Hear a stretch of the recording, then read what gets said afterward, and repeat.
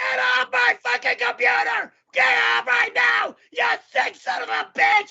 Get off right now! Get the fuck out of here! Good night. Get the chili and throw it against the... No chili is being touched at all! Fuck you! Just recreate you fucking it. asshole! Just a recreation, like a historic recreation, like you know how they do? No! You fucking Come on. asshole! Get the chili. It's being shut down. Goodbye! Get the chili. Oh, you're no fun. Goodbye! You're no fun.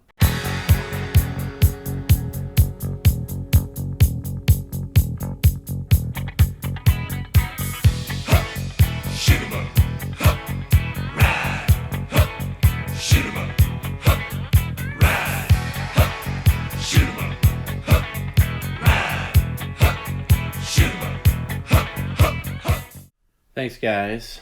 I'm afraid Perry has left us. He was not. He wasn't as into the anniversary as we all were, unfortunately. But it was good. I'll keep an eye on him on the ring cam, but I don't want to push any buttons too much because he was red hot tonight. Really.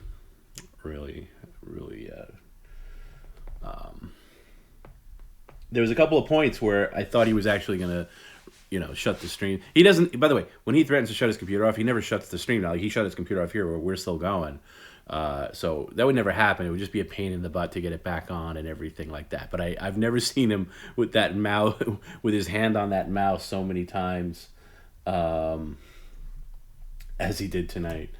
So that was interesting. But I thought it was really. There was some really, really creative media shares tonight. Disable the mouse. Yeah. See, sometimes he does need it though. Once in a blue moon, I do need him to use it.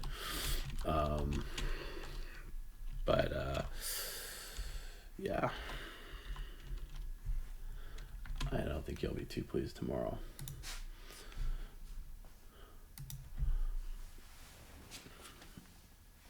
You need to get a blood pressure monitor on him. He has one. I don't know. I don't think we've used it.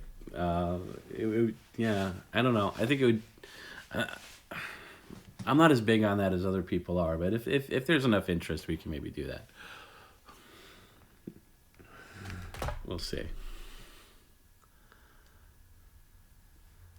Fontaine, definite no on the Carl costume. Yeah, Chris Fontaine wants to send Perry a Carl costume from Aqua Teen Hunger Force.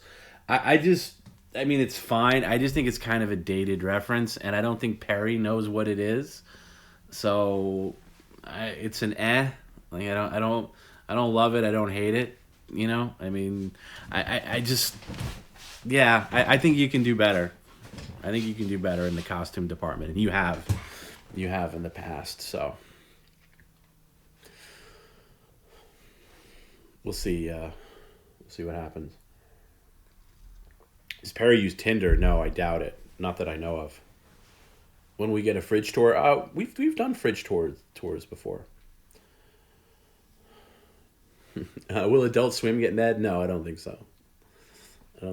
I got to find out when that show's come out because Perry actually has lined up a couple of pretty big podcasts that he's going to be a guest on that are. Both are fan of the streams, and I wanted him to cross promote the Smiling Friends show. They haven't put out a release date yet.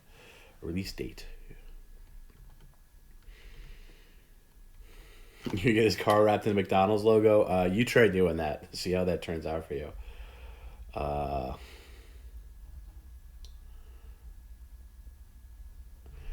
Adult Swim is releasing the Aqua Teen Hunger Force movie on HBO. God damn, I remember how horrible that movie was. Not that I remember seeing it, probably when it came out on video or whatever, and it was just so bad. Oh, so bad. Doesn't the PCL tagline have to be over and out? Yeah, maybe.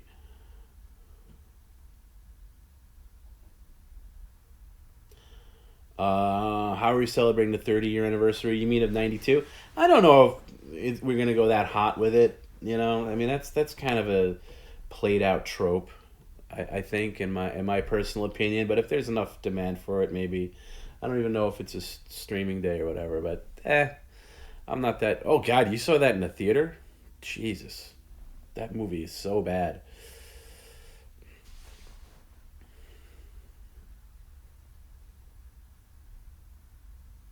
Am I wearing a winter hat and cold base? No, you know what though? I'm wearing a heavy sweater and I'm wearing a hoodie. I only started wearing hoodies like a year ago. I was always anti hoodie, and I finally gave in to them about a year ago. So I'm wearing a hoodie, yeah, because I mean I've talked about it before, but the room I'm in this like I'm in the junk room of this house, and I had some construction done on it to kind of redo it, and I basically ran out of money to finish it, like to get the contractor back and like fix some things, and so basically the roof of this room is completely bare with no insulation, and now it's like legitimately cold out, so it's getting really bad. So I'm gonna have to hit up Perry for some funds or a loan or something like that, just so I can just so I can pay the contractor to come in and finish the room because it's freezing. Like I feel the cold like right on my back. Like literally the cold air from outside is blowing like right on, it was blowing on me the entire stream. See, in the summer it was a little bearable because it was just hot. It was just hot, and you could deal with that. The cold is just like, ooh, it's getting bad. It's getting bad. So uh, I gotta figure something out. Because I was even trying to, because I was working today and I was even in here today. It was cold today. I was like, oh man, tonight's gonna be murder. If it's like this during the day, it's gonna be really real. So it's just getting. I think it's unusually cold right now in New York for this time of year. I don't remember it being this cold.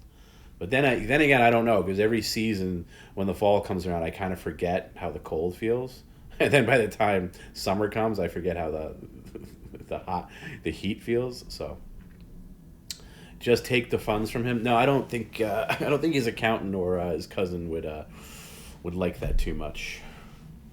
So I'll have to see. I gotta figure something out because it's winter is coming fast, um, uh, real fast. It's not 34. It feels like it though. What? Let me see. What is it? Yeah, it's 48 right now. 48, which is cold enough, to be honest with you. Danky Doodles says, "Thank you, Tom. Thank you, Danky Doodles. And I'm sorry that you're going through a little bad spot, but you have a home here. We're all friends here, and hit me up if you need to talk about anything.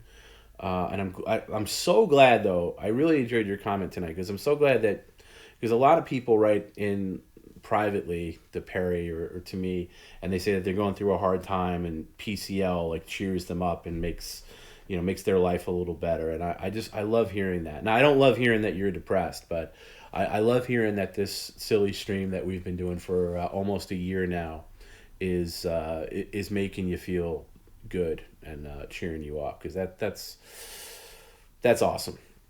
Somebody asked what Perry's birthday is. Perry's birthday is actually coming up. It is the 17th and it's a streaming day. It's a Wednesday. It's a media share Wednesday, and I'll tell you, I actually had a couple of thoughts about this. Uh,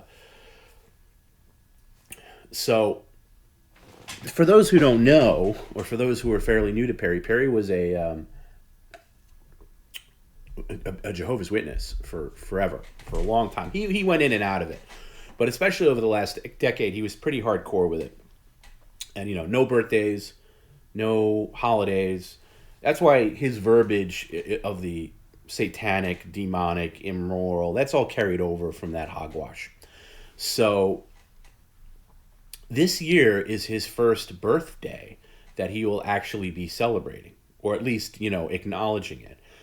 So I thought a couple of nice things, and I mean nice things. I don't want to hit him hard on his birthday. I really don't. That's going to be up to you guys, of course. But I thought a couple of nice things to do would be if we all send Perry birthday cards. Birthday cards, like to the post office address, that he'll receive and open on his birthday. So kind of like a mailbag, but just for cards. And they can be funny, but let's keep them like not mean spirited, because I do want him to celebrate his birthday.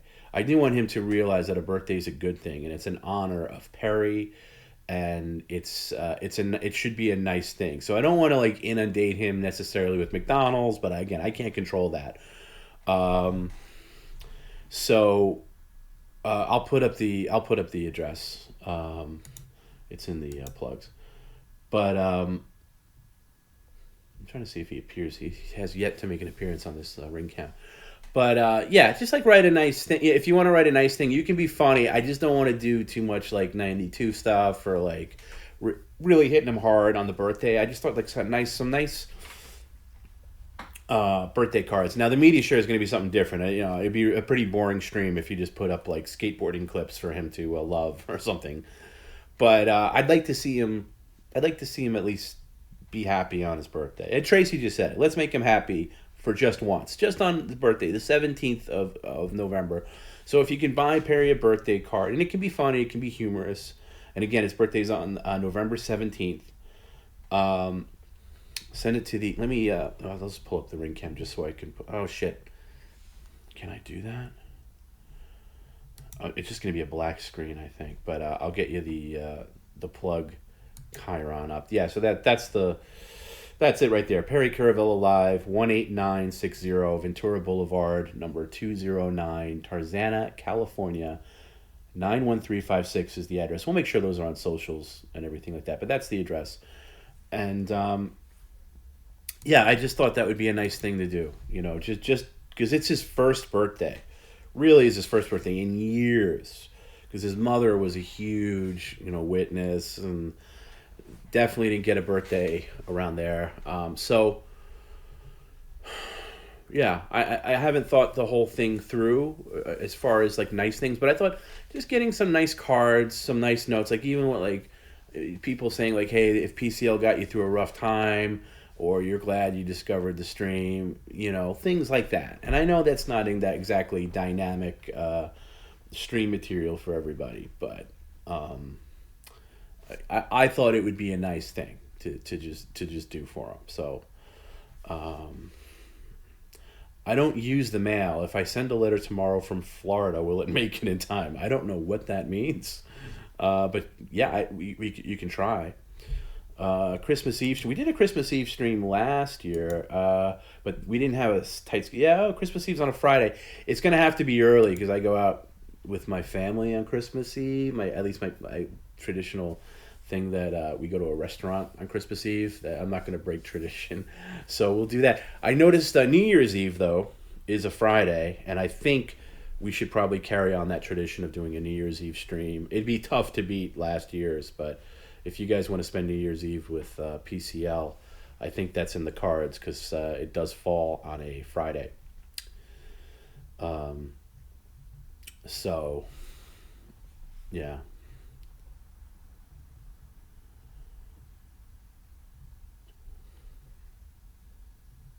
Yeah, that's nice to say.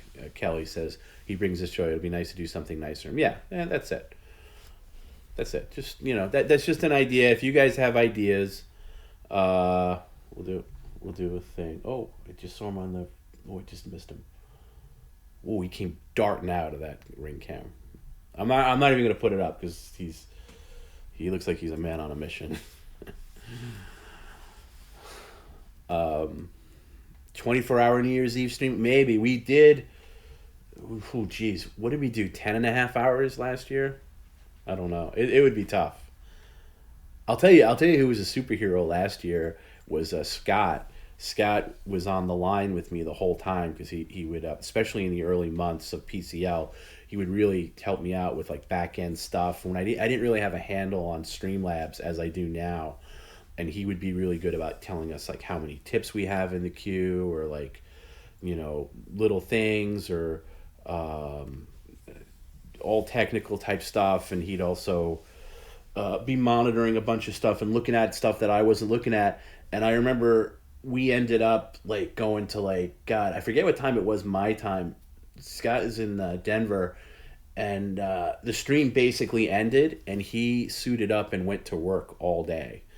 I went to bed, Perry went to bed, and he went to work and worked for like a full 8 hours, and then came home and had to do something else, like, and then finally went to bed. He was like a superhero. He was a total superhero. So uh, I don't know. It takes a lot of stamina to do that.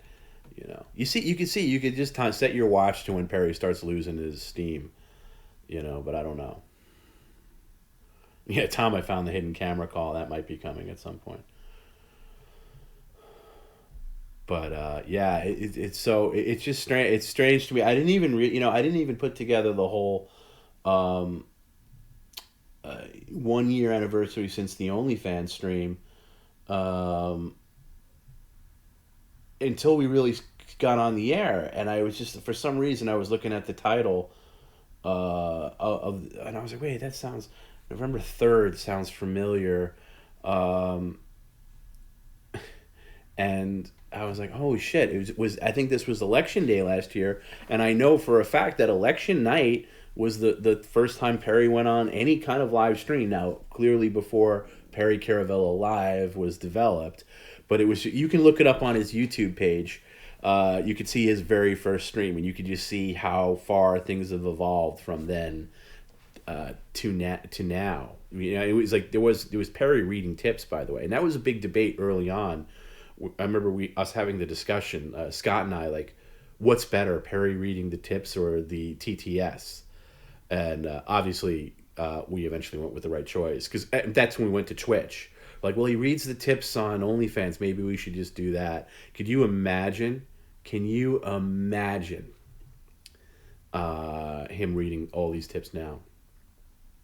Danky says, honest question, do I ever worry about Perry's health when he freaks out, heart attack, stroke, fainting? No, not really, because he just does it all. I think his body is so used to it.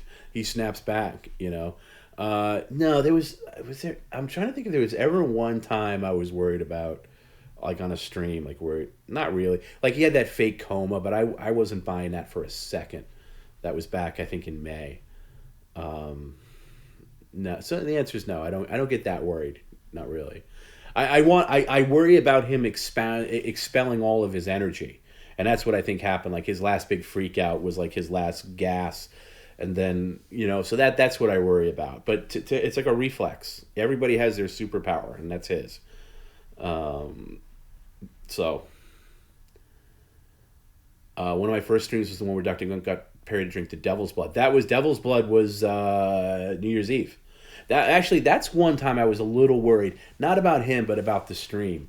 And getting back to Scott, I remember him and I were on the phone together with Perry, because I was in Perry's ear. I wasn't really on the microphone at that point. I think I'm on a little bit on New Year's Eve, but I think that was speakerphone. I didn't have this set up. And when he had that Devil's Blood, like, he was really wiped out, and I realized how potent it was. And I was on the phone, and I was like, I think I said to Scott, I was like, we got to call this. Like, this is not going well. Like, there's no way he's rebounding from this. And to his credit, Scott was like, don't be a pussy, which is what he said. He's like, don't be a pussy. Let's power through. We're in this. Let's just go. It's New Year's Eve. It's a big stream. A lot of people are watching. Let's just power through. And that's just what we did. And then Perry got a delivery of, like, a McDonald's milkshake, which I think brought him back to life a little bit, because that's good for you when you have that kind of heat, like some kind of, like, dairy milk. And then he got that right after that. I think he opened the Jesus painting where Perry is sitting on Jesus's lap, which befuddled him, and that kind of brought him back to life. And then a little bit after that, Shark Boy came in, and that, I think, then I was just like, holy shit, we're back. We're back. It was like in Superman 2, when Superman loses his powers and then finds the green crystal and then comes back. I was like, oh, here he is. This is the guy. But yeah, that was one time where I was just like, ooh, might have gone too far on this one. Because it's like an extract, that devil's Satan's blood or whatever it's called. It's like an extract. It's and Perry can handle heat. We've seen that, but that's like a serious, like concentrated heat. It's not just hot sauce. So, but anyway, he took it, and I guarantee he took it more than anybody else. Yeah, Joey was there. You know, you remember, you remember this. So that was it.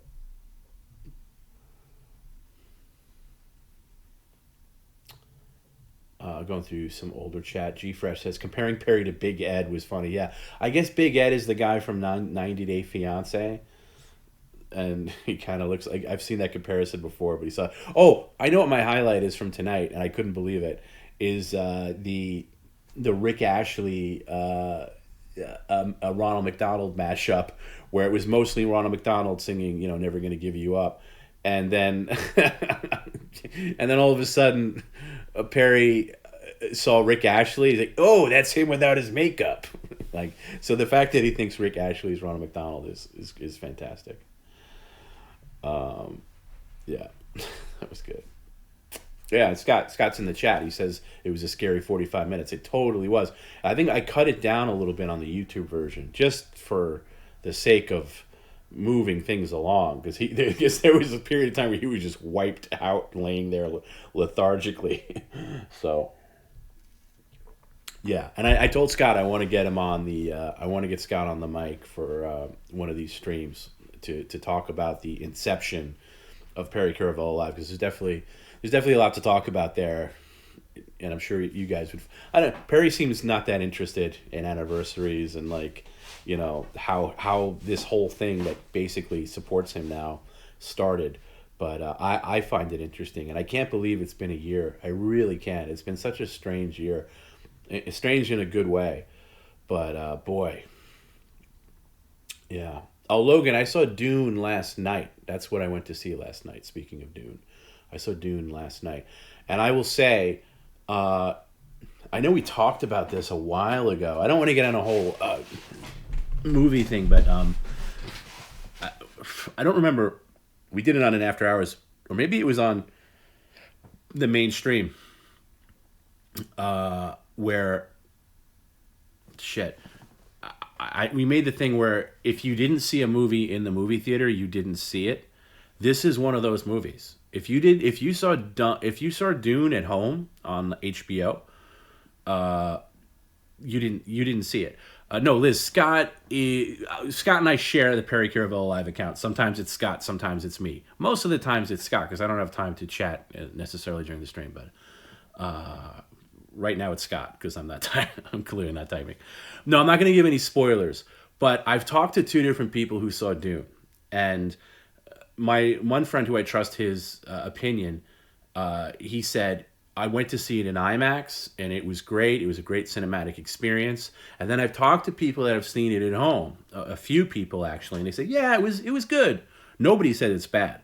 They say it's good. It's good. It's a good movie. Oh yeah, it was good. One of my friends said it felt like a TV pilot, which I don't think is fair. Or somebody said, oh, it's derivative of like Game of Thrones. I was like, well, this book was written in like 1965, so it predates Star Wars, and it's got elements of Game of Thrones. It's got elements of Star Wars for sure, and I'm sure somebody will see it and be like, oh, this is a Star Wars. No, believe me, Lucas borrowed from Dune, not the other way around. Anyway, my point is, if you have interest in seeing it, make the effort to go see it in IMAX. Because if you saw it at home, you didn't see it. Joey says he saw it up. Joey, I got news for you. You did not see this movie. Because there's just too many distractions at home. I don't care how good your setup is. I don't care how big your TV is. There's nothing beats sitting in a theater where your entire field of vision is taken up by this giant screen. And there were things in this movie that surprised me. First of all, I went in really cold. I didn't read any of the books. I never saw the first movie. I never saw any trailers, any TV commercials for this movie. I went in dead cold. And it was a great experience. It was one of those things that gave me renewed faith in cinema. Now, I'm not saying it's the greatest movie ever. The cinematic experience was great. In fact, I'd almost have to see it again to see, did I love the experience of it or did I love the movie? It's a little bit of both, but there's visuals in this movie that are great that I've never seen before. Cast is great, story's great, and it took me for a loop because it didn't follow the same beats of movies like that, where I thought like, oh, this is the part where this is going to happen, but it didn't, or it's going to end this way in this big thing, and it didn't. You know what I mean? Like, so it surprises you with the time it takes to tell the story, but you got to pay attention. It doesn't dumb it down. It doesn't dumb down anything for the audience. You got to pay attention from the get go, or you're going to be lost. But yeah, and it's filmed for IMAX, so really see it in Dolby Cinema or IMAX. I know it's tempting to sit on your couch and just click on it because that's on HBO Max. Don't do that. Get your ass to a theater and see it. It's really worth it. I really enjoyed it, and it was a great palate cleanser after Bond, which was terrible. Cord says, I felt that way about Blade Runner 2049. Well, same director, because the guy who directed Blade Runner directed this, and you can tell because it's a very distinctive style. So yeah, soundtrack's great. It's funny, Hans Zimmer did the soundtrack to Dune and also Bond, and this blows Bond out of the water. Oh, blows Bond out of the water in any case, in all levels. But I was really glad. It's funny. I didn't have that much of an urge to see it, but I had a moment yesterday. I had the night free, and I went with a friend of mine, and we just decided to see it. And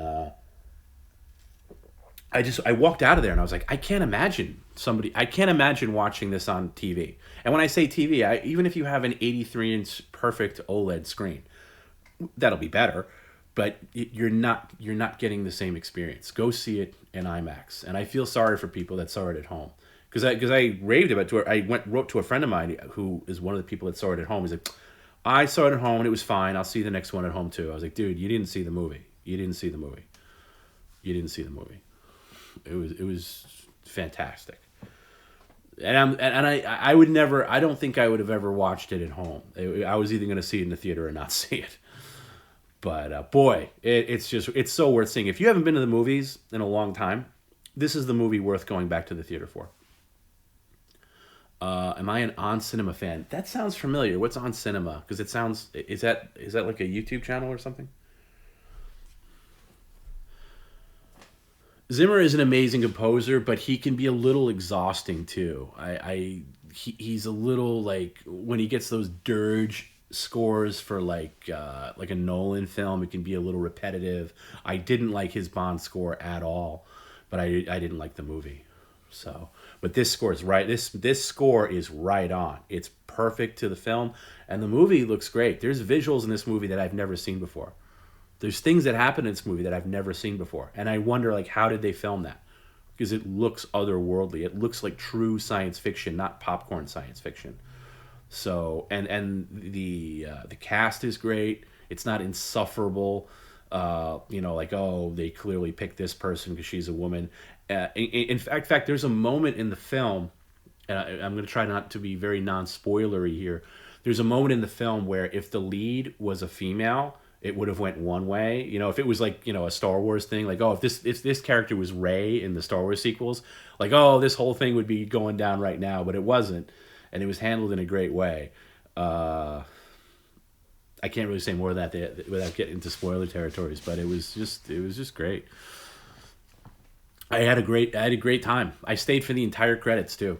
Like I just sat there, like, really appreciating. That's what I do. It's like a thing ever since I was a kid. If I go to see a movie and I love the experience, I sit through the credits almost to honor the people that worked on it. Like all these, it's just not because I thought there would be some end tag coming up, but I just was like sitting there like, wow, this is amazing. This is really great. So I that's my recommendation, is see Dune in the theater. If you can't see it in IMAX, see it in Dolby Cinema. If you can't see it in either one, see it on the biggest screen you can, and go see it in the theater. Even if you've seen it on HBO Max, go see it in the theater. And then you get back to me and tell me that if you think you saw it when you saw it at home, because you didn't. There's certain movies like that. There's certain movies where if you didn't see it in the theater when it came out, you did not see it. So that's my take. There's nothing else playing. Like I still haven't seen Halloween, and I think I'm kind of getting away with that. But I think it's one of those things. Like maybe I'll see next year if I ever see it. Oh, I'm looking up. No, I've never seen On Cinema.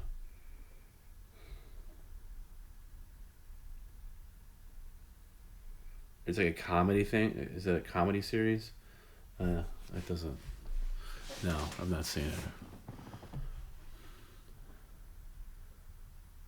Mediocre theater versus an OLED in 4K HDR. It depends on the mediocre theater. It's got to be really mediocre. Look, if you have an OLED, here's the deal. If you have an OLED, like large OLED, like 65 and up, and you have the sound system to match it, like hardcore, at least 5.1, and you put your phone away. That's the other thing too. Like you're not checking. When you're watching like a long movie at home, you're gonna look at your phone. You're gonna pause it to get up and get a drink. You're gonna pause it to get something to eat or whatever. You don't do any of that shit in the theater. So there's something about seeing it in a theater that commands respect that you don't get at home. But yeah, if you have a good media setup at home and you can leave your phone off or not look at it, and maybe, but I think most theaters trump that experience. Oh, is Tim had Tim? I'm not a Tim and Eric guy. I never got into Tim and Eric. There's a couple of things I like. I'm just not. I feel like I missed that Tim and Eric boat. I'm just not into it. Not into it. I'm sorry if that makes me sound like a bad person.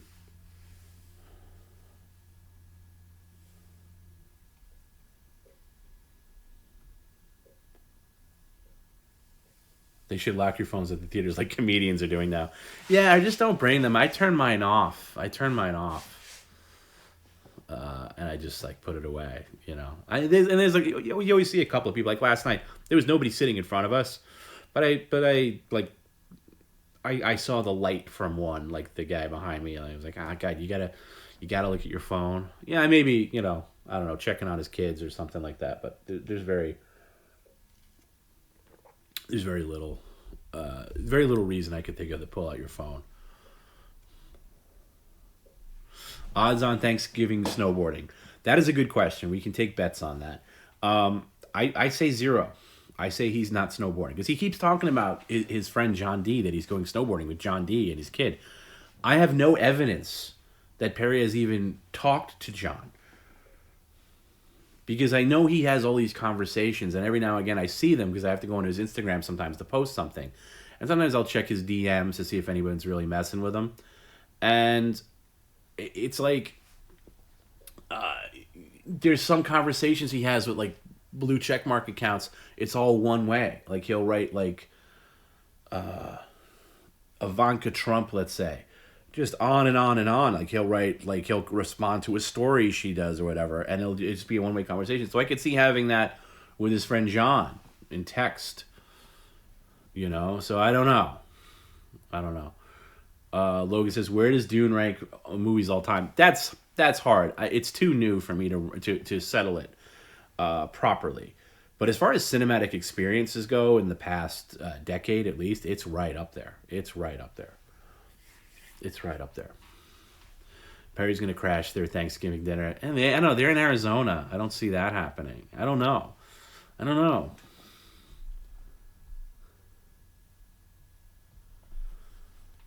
Whippy mealtime. I have older chat pause in case I missed anything. Good catch on that one tip comment. Not sure how Perry would have dealt with that. We've had that before where people try to be his brother, and it's weird. The guy who did it, I was actually, I always throw a ban on that kind of thing. But if you reach out, and I mean like a ban on Streamlabs, like so you can't tip comment anymore. Like I did a search for the guy, and he's commented before a couple of times. One, two, three, four, five, 6 times in total, including tonight. Um, all within the past month. So I'm going to email him and just say, hey, what we have, one of the few rules we have is don't mess around with Perry's daughter. So I'm gonna write him and just say that and just be like, hey, just so we're cool. Like I don't want to flat out ban it without, without some kind of explanation. But because sometimes maybe somebody just doesn't know. I don't. What did he say? It was something like. It was pretending to be Perry's daughter and saying that she just discovered the stream and she's disgusted with him. And you know what? What's it? No, I'm not writing on Perry Caravello Live account. That is Scott right now. That is not me. I'm talking though. But I am not writing as Perry Caravello Live. That is Scott. And again, we share Scott, who, if you haven't heard, you say earlier, is the godfather of PCL. He's basically he's basically like that old dude in those terrible Matrix sequels that's in charge of the entire Matrix. That's basically Scott. So during the stream, sometimes I'll be on there typing something, but I don't have a lot of time to. But if you see it pop up a lot, it's usually Scott. But anyway, that's the rule. It's just like. Don't mention his daughter. Don't mention and don't talk about his mom in like a real creepy way, or bring up anything weird. So that's it. Yeah. And by the way, send Scott all the love in the world, because without Scott, chances are we wouldn't be here. We'd be somewhere. I don't know. Maybe we'd be on. Patreon streaming, or maybe back on OnlyFans or whatever, but I don't know. I don't think we'd be on Twitch. So Scott deserves a lot of props, and he had to basically. I'll have him talk about it when we go on. I mean, but he had to basically drag us onto Twitch because I was very worried about it. Like I didn't have a problem with Perry doing a stream on like a behind a paywall of OnlyFans, but going out in front where everybody can see, I was weary of for many reasons. Some of which you could probably guess, and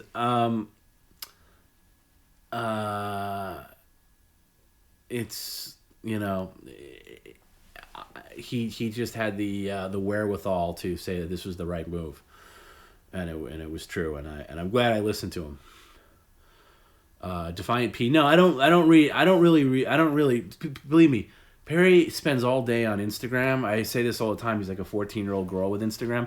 I don't go through all his DMs. I don't have the time to do that. I just scope out if he's being hardcore trolled or catfished, by something ridiculous. And I don't do that daily. I just do it every now and again.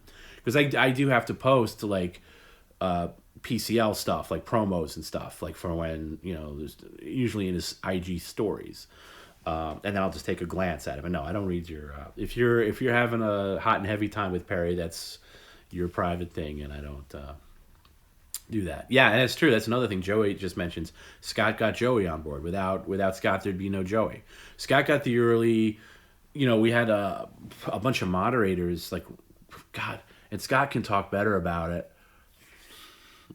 I mean, Scott, if you want to jump on Skype, we could talk about it now. But I think he got a bunch of moderators just to run the first stream or two, and then we started seeing who was really up for it and who wasn't. This past year has bared out a lot of things, and Joey was just Joey just went far beyond that of a moderator. In fact, I was talking to somebody else today who's going to be a new moderator, probably for Friday, because Hero is taking a break because he's got some things going on. And honestly, this stream doesn't need a lot of moderating the way it is now. We're lucky. in that our community is mostly cool. Every now and then you get a troll in here. Every now and then you get some kind of spam bot thing that needs to be taken care of or whatever. But most of it's pretty chill. But Joey's not. I mean, to call him moderator is kind of insulting because he's just kind of elevated to. I mean, he's a segment producer. I mean, if PCL had a credits role, he'd be segment producer because he's the one that comes up with the crowdsources and the stunts and things like that. He's an immense help on Subscriber Sunday. Like he feeds me all of the numbers and basic synopsis of what people want to talk about, which I go through, and and we communicate all throughout the stream, like completely throughout the entire stream. We're constantly talking about, whether it's media share, this one's iffy, or like, I don't know about this media share, like, is this okay? Or, or does somebody has an offer and things like that, or what it's all, so in addition to me being on mic with Perry, I'm also doing this back end stuff and filtering out stuff. So, Joey's definitely more, I mean, he does moderation stuff, but he's definitely more of a producer capacity. Garrett says everyone on Team PCL has been on. Oh, Scott's been on, by the way. Scott's been on After Hours. I want Scott to be and Joey to be on the 1 year anniversary when we actually on the stream, not just After Hours. But yeah, I think Garrett too. Garrett came along in the spring, and I know he was working. Who are you working for, Garrett? You were working for somebody else, like some sports guy doing their socials, and you were just doing a really good job with their video shit. But I know you really wanted to get his teeth into Perry stuff, and then Garrett's just been a blessing because he does all these videos. I mean, he does stuff I don't even need to ask him, and it's done. It's just he runs all the socials great. He started the TikTok channel, got some stuff really trending, and I know we've gotten a lot of viewers just from TikTok, and that's the thing. That's the thing that's great, is bringing in new people, and and he runs the Instagram and Twitter and all that stuff, and does a good job of video editing, which I'm not the best at. I mean, I'm a good technical editor, but as far as content editing goes, I'm not always the best when you have to edit something down, because I think everything is precious, and a good editor is not just a good technical editor, but they're a good content editor, and there's definitely a difference. And then when you're editing comedy, it's a whole other thing, because there's people that are proficient in editing and even video editing, but when you're editing comedy, you're taking on a different role. You're not just an editor. You're the guy or the woman that's going to present how people are watching it. So you got to edit setup and punch, basically, and give enough setup, but don't make it boring. You know what I mean? And cut to the quick, which you have to do on things like TikTok, or Instagram only gives you a friggin' minute. On regular Instagram, you only get a minute there. So you have to get the essence of something down to a certain thing. And I admittedly am not the best. Even when I was writing full time, I'd sometimes be a little. I'd have a hard time cutting out, and then I'd send it to a copy editor, and then I'd get all mad because they cut stuff that I wrote. Oh, that's great. How dare you cut that? And then of course they made the better decision because they cut the fat out. Oh, Tim Dillon.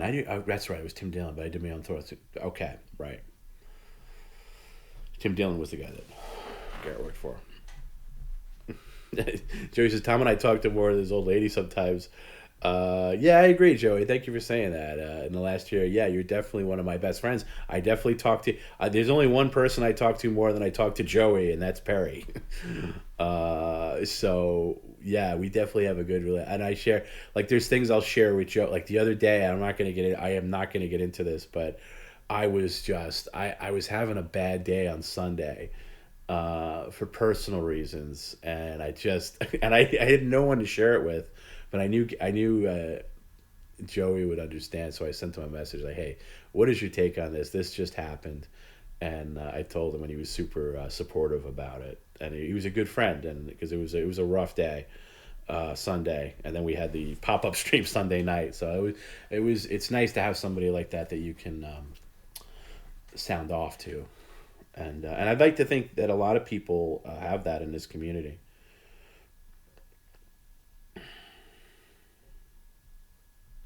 So that's nice. Yeah, Tim Dillon is a Red Bar full. That's the only way I know Tim Dillon is through Red Bar. I don't know Tim Dillon elsewise.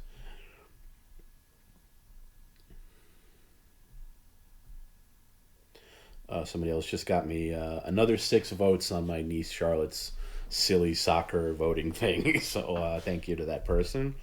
Not related to PCL. They just sent me a message. Tim Dillon is funny. Red Bar isn't right about everyone. He's very, yeah. I don't know. I really don't know Tim Dillon outside. I can't even make that assessment. I can't even know. I don't even know what if that and Red Bar is right about most people though. There's a couple that I disagree. There's been a couple that he's brought up that I'm like, no, I kind of like this person, but I don't know anything about it. I really don't know. I don't know anything about Tim Dillon, to be honest with you.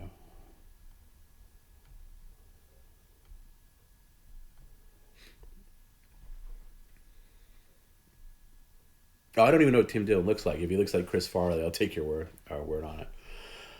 I signed up. Poop says I signed up for Patreon. Credential on Patreon, and they only go back so far. They say video and event. Yeah, you know why that is, Poops? I'm trying to work on that because Vimeo, who was the old video host, they came down on us really hard, saying, "Oh, we use too much bandwidth." So they basically forced me to take, I think it's May, June, and some of July offline. But I just got to replace it. If you go back into them, I've been slowly replacing them with I still have the YouTube ones on from the live on edits like still there. So I'm porting those over slowly.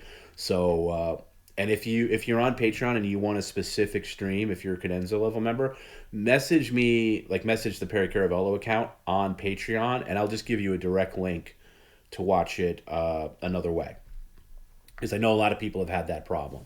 They should go back to when in April, and then of course and we're also coming out with more on YouTube. I think on Sundays now, the Sundays where we don't do a stream. I can't remember.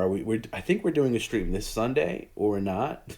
I think because my timeline's all messed up. Because I know we did one this Sunday. I think we're doing one this Sunday. I'm just gonna say we're gonna do a subscriber Sunday this Sunday, and however the bi-weekly plays out. I don't know if it's always gonna be whatever, but when there's not a stream on Sunday, I'm gonna do a YouTube premiere on Sunday at the same time the stream would normally be on, and then also on Mondays. So you get two, at least you'll get something. But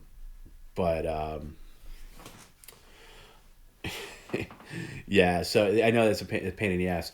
So yeah, there's a couple of good ones coming up too that I forgot about. I'm trying to look in the what's in the can for this coming Monday. There's some I forgot about too because I was catching, so we're at the end of July at least. So there's the one, it's called the next Monday.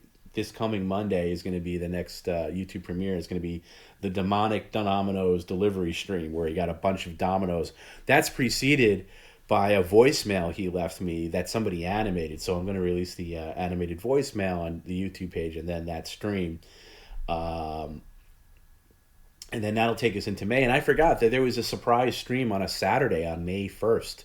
And it was like Perry went on for like, God, how long was this? About an hour, exactly an hour.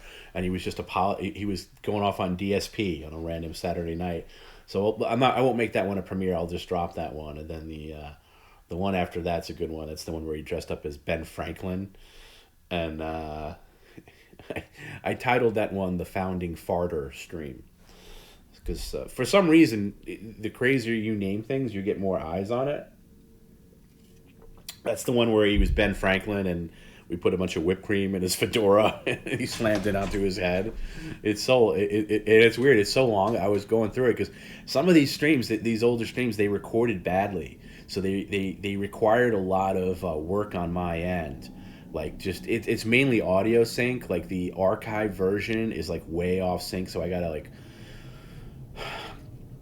I don't have to watch them in real time, thank God, but I do have to like correct things here and there, and it's very time consuming. It's been very time consuming. That only goes to a certain point though, because once we get into July, they're all rock solid. But everything prior to July has been a problem. So that's a good one that'll be on there. Divine Pieces. How many times have I seen Perry naked? In person, once, and via photograph, many times. Many times.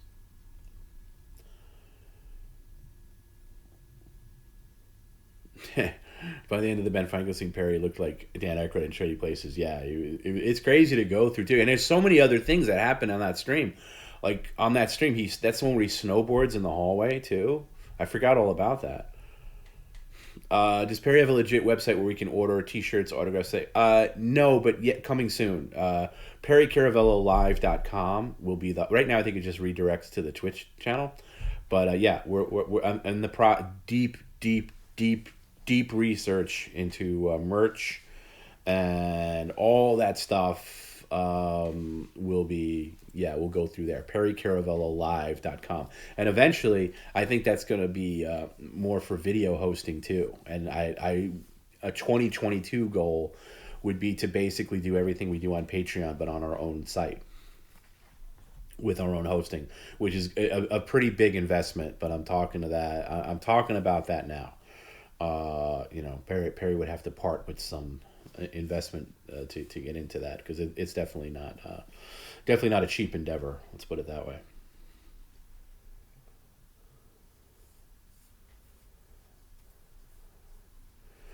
Yeah, 12/12/21 is coming soon. Yeah, I know. I have to make sure that we're streaming on 12/12/21. That's why I was looking at the schedule, and I was saying to myself, like, because I keep getting confused with like, okay, so this Sunday is the 7th. Like I said, we'll probably do on this Sunday.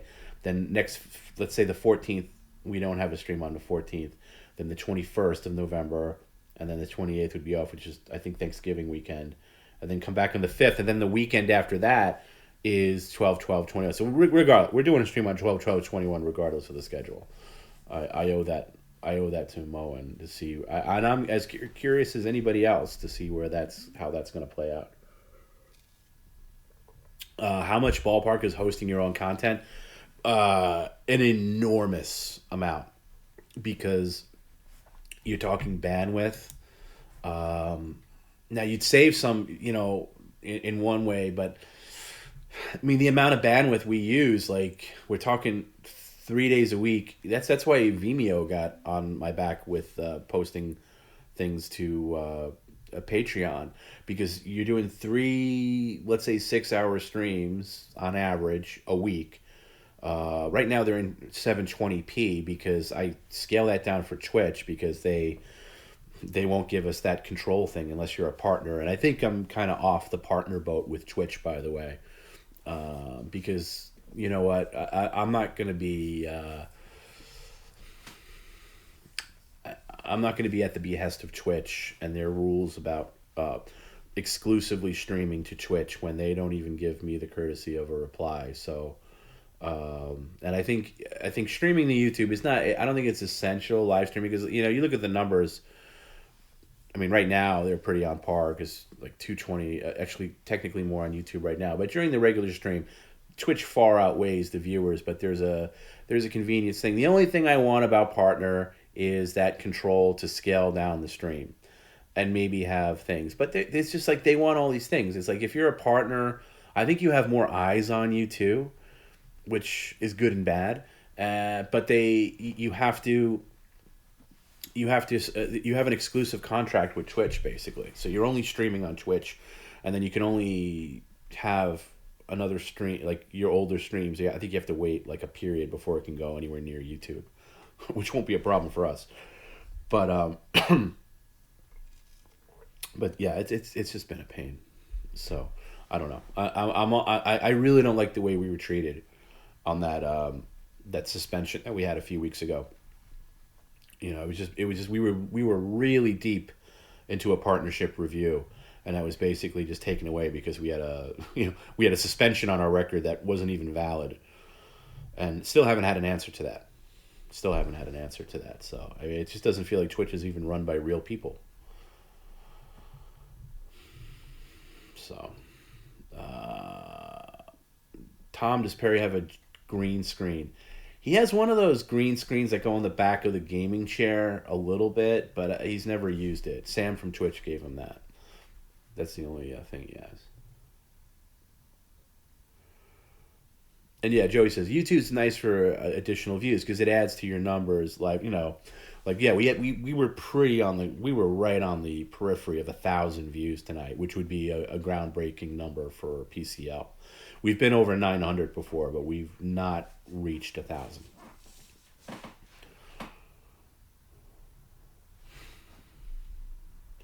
Yeah, the trauma. Yeah, and I don't know, and I don't know if that was, when we got suspended. I don't know if that was some like troll. Just because there's people that do that.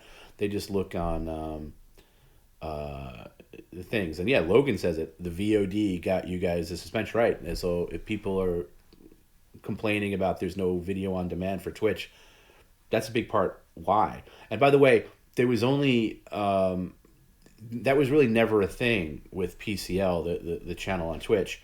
We only had the video on demand come on when we were under partnership review because that's what they requested. So, yeah, I turned off via video on demand and I turned off clips because why would I leave things up that some random algorithm can get us suspended again? I'm just asking for a suspension. I know there's a lot of people that have legitimate complaints like, hey, if I miss, if I'm in Europe and I miss the stream, I have to sign up for Patreon to get the stream, and I get that, because I understand that's irritating, but right now there's no other solution, and then when we get the thing going on, if we have our own hosting, that'll be different, but until then, this is the system that kind of just works for us.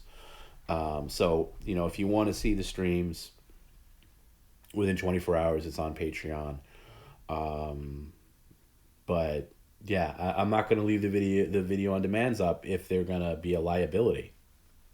And it was nice to get really high views. Like we like there's some streams that had like 20K views. So yeah, Logan says it. He's right. Logan's very smart.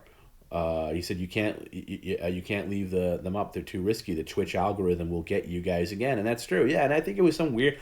I don't even know if somebody reported it. I think it was just some weird algorithm, and I don't want to be at the whims of some weird algorithm, and then Twitch isn't even going to verify it, and then it's going to take us a week to get that overturned, and then we lose out on subscribers and all that stuff. So yeah. What about YouTube's another kettle of fish? No, I can't. You can't leave the streams up on YouTube either for many reasons. Number one, like to be honest with you, like even the pre-show music that we run, that's cleared for Twitch but not for YouTube. So if I was to leave this up, we'd get hit hard with copyright stuff. So it's just a pain in the ass.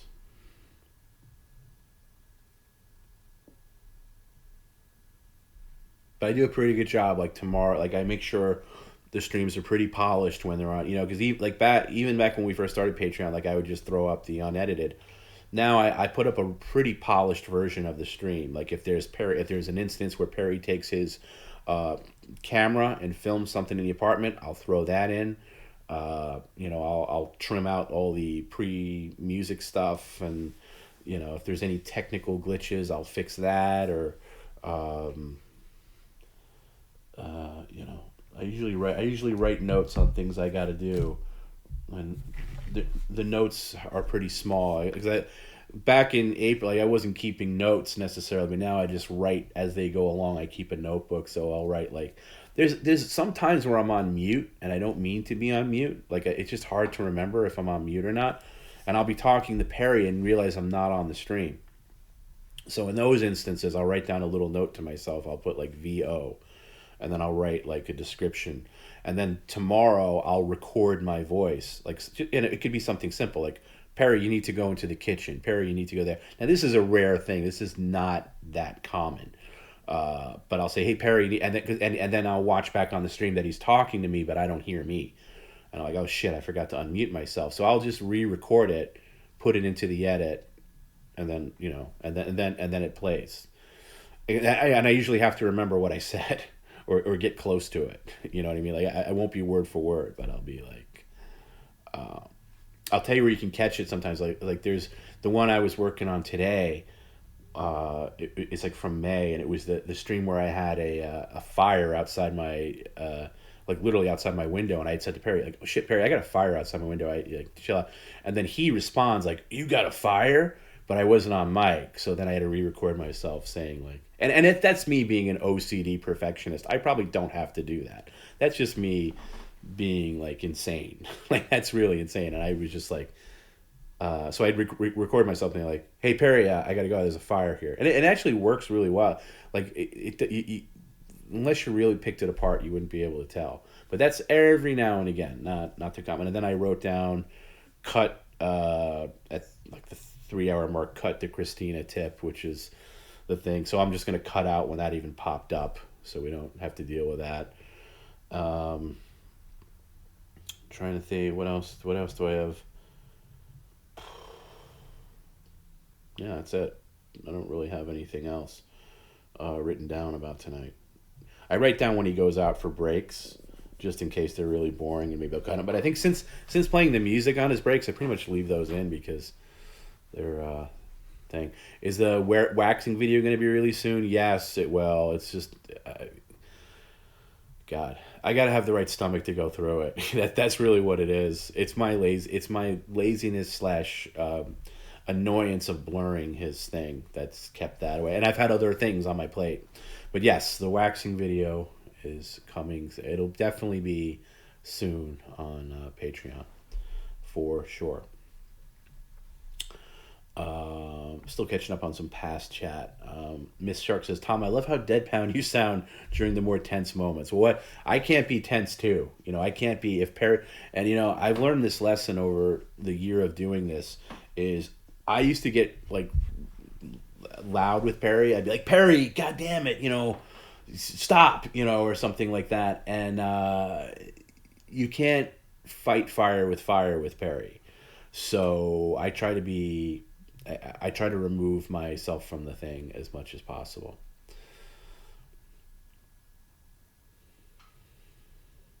Scat Brothers, where do you guys find these songs? That was sent in by Belly Full of Swans. Sent in that in a media share 2 weeks ago, and now it's become. I mean, God, he reacts. He almost hates that song more than he hates Ricky Horny, for Christ's sake.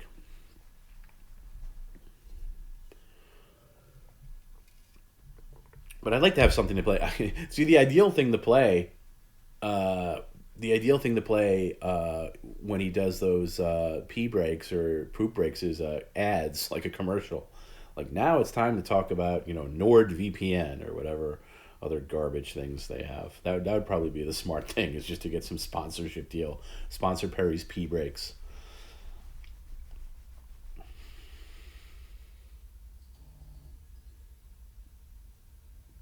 But I think as many people as like Ricky Horny, I know there's a lot of people that are just sick of it, me included. But so I'll try to mix that up with that in the cowboy song. Yeah, the Ridge Wallet's another one. I'll never own a Ridge Wallet because they're so annoyingly advertised, and they're junk too. I've actually held it in my hand. It feels like plastic. Divine P, do I think we can get Perry to watch something with you on Discord again? Yeah, I do. As long as it's something he's interested in. You might have to sit through like Lords of Dogtown or something, and then have Perry on the microphone and basically doing his commentary over it.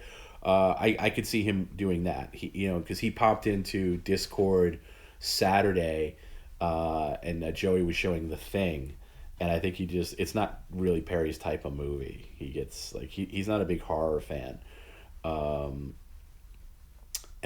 So yeah, I could definitely see him doing that and hanging out and stuff. But again, you got to tell people in the Discord too. We were trying like this is not the stream. Perry's hanging out. Perry's doing a hang, And we're not talking about 92 or Randy or, because there were some people trying to do that and they just don't know any better. And it's like, no, okay, let's, like, Perry's just hanging out. And if you could be cool and have Perry just hang out, then yes. Uh, yeah. By the way, speaking of that, there's a guy that tipped very early in the stream that I think owes Perry some money. I'm trying to find it. He said if Perry doesn't mention the words Randy 92 or gay, he'd get some kind of money, right? So I'm trying to find where that was, because that I think because I paid attention. I don't think Perry said it. I don't think Perry said it after that point. Um, Let me see if I can find the comment. I'm scrolling through all the comments. I think Perry would watch pretty much anything, like whatever. Did he end up saying Randy? I don't remember him saying Randy. I could be wrong. I could be wrong.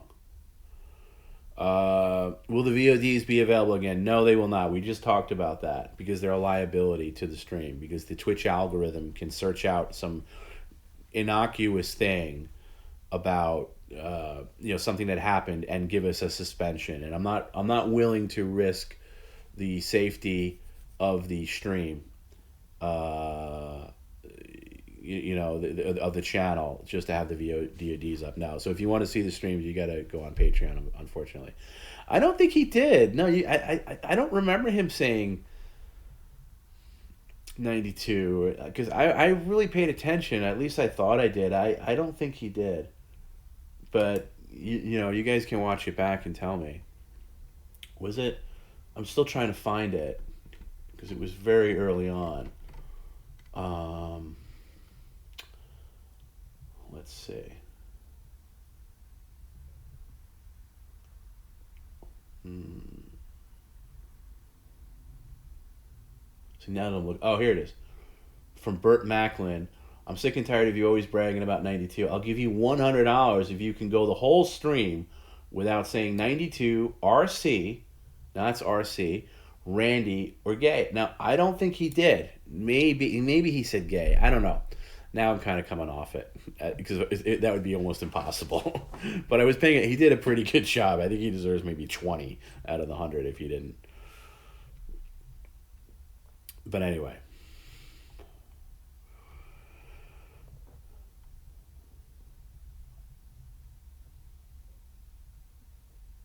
Yeah, okay, so maybe he said Randy. I don't know. I mean, he wasn't trying not to say it, because I mean, that deal went out of his head as the second he heard it. So he wasn't paying attention to, like, getting the $100. I was, but I was just seeing if he'd say it for the hell of saying it.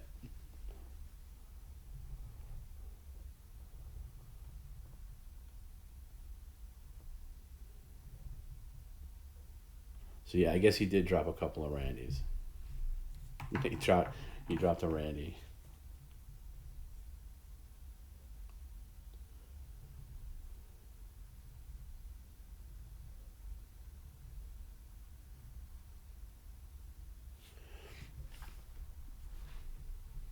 Yeah, in one ear and out the other, like most things. Again, I'm catching up on some older chat. Garrett said it's been mentioned in the Facebook group that people would like to film themselves telling Perry something, with a montage and lovable cuts and funny videos from the fans. That would be cool. Yeah, if you guys want to, like, again, try not to be mean spirited about it, but and by mean spirited, don't, let's stay away from obvious triggers that are just cutting for the birthday thing. But yeah, that'd be cool. Maybe get some cameos. I did crowdsource, not crowdsource is the wrong word, but I got a cameo from Gilbert Gottfried back when the channel went down. Um, and basically how it was bullshit, like Twitch bring, Perry Caravello Live was taken down unjustly. and then it came back. So I changed the cameo, and I actually contacted West Most. I said, hey, do you want to? I said, I'm going to do this cameo anyway. From Gilbert, let's make it a West Most thing. So I haven't gotten it yet, but it's basically a West Most thing, and then I had Gilbert say something about Perry's tattoo. So it'd be cool to get like maybe some celebrity, like some real celebrity cameos, but I know that gets expensive. Jimmy, am I a juggalo? No, I'm not. But shout out to juggalos. Some of my best friends are juggalos. So I'm down with juggalos.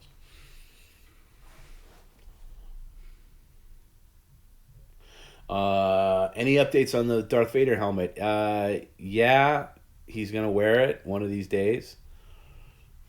I think I sent him that. I don't even remember now. Did I order him that screwdriver?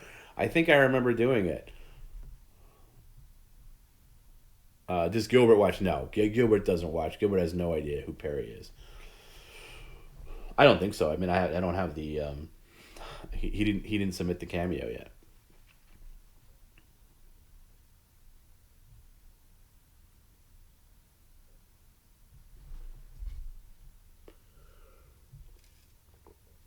Some juggalos not to go. I spent a lot of time in Michigan, which is Juggalo Ground Zero. So I know my way around juggalos.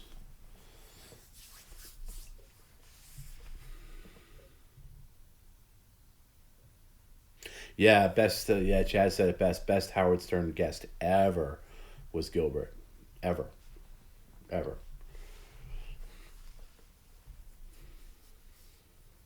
Yeah, the history of the Stern Show. I have a whole collection of every Gilbert appearance, and boy, especially when you get to the ones in like the '90s, like mid to late '90s. Oh my God, it's just the best thing ever. Gilbert sitting in the news on Howard Stern is the best thing ever.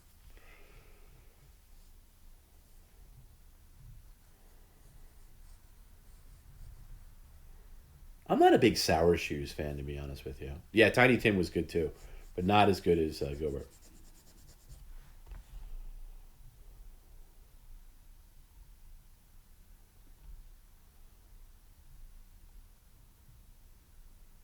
Yeah, there was a Gilbert had so many versions of himself. There was like the Dracula Gottfried, and I like the Rabbi Gottfried the best.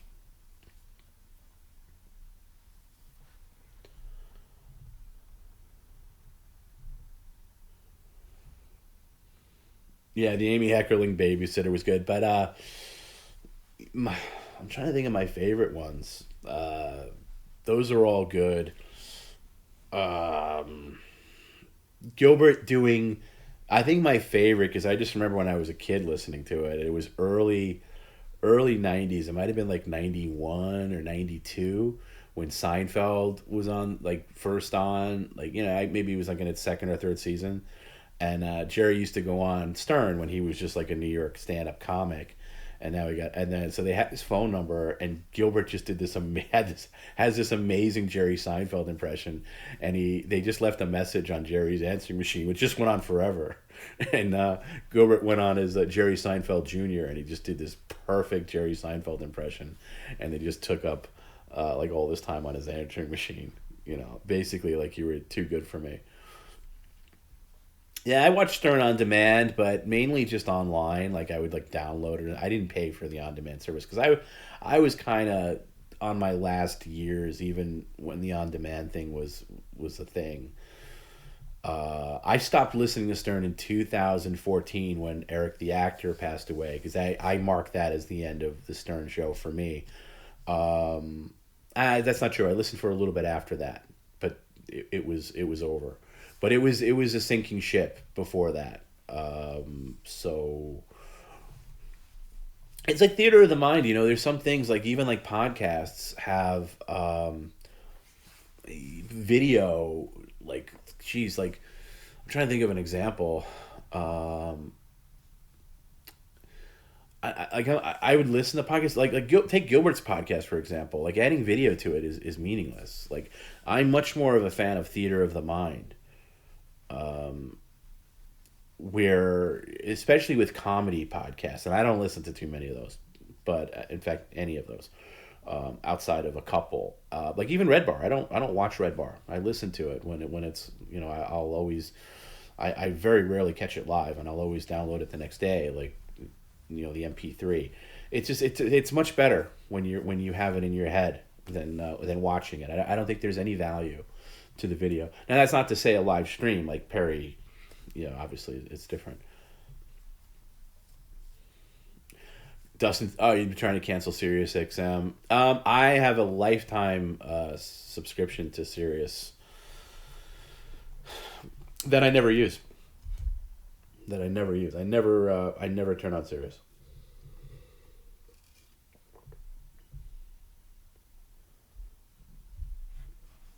Yeah, Artie High Pitch Mike was good. It's a little cringe now when you listen to it, to be honest with you. If you listen to it with like 2021 sensibilities, it sounds like, ooh boy, you couldn't do this today. But that was the last era. I'd say if I do a timeline in my head, I think Stern's golden era was the '90s. And then early 2000s is good, mid 2000s is good.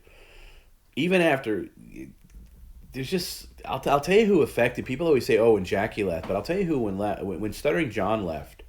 Nobody really gives him enough credit. I know Stuttering John is kind of a fool, but when he left the Stern Show, it made a huge impact because he was one of the big shit stirrers. Like, forget about the interviews and stuff; those were all great. But like, in just the office dynamic of the show, he would be always the one running in to like rat on people, like, oh, I heard Gary had to watch his kids while his wife went out, and Howard would goof on that or something.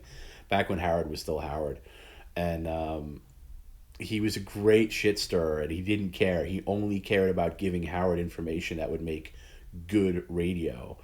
And when he left, went to the Tonight Show, which of course who can blame him? Way more money. Then you get Sal and Richard in as replacements, and I'm just sorry. I know a lot of people like Sal and Richard. They're just not my cup of tea, and it just took a different direction. And I felt like the Stern Show all of a sudden started having like more produced bits that you would hear on like a Morning Zoo or something like that, and it just wasn't for me. But it was still okay. It was still okay up until, and even when they made the jump to Sirius, it was good for a few years.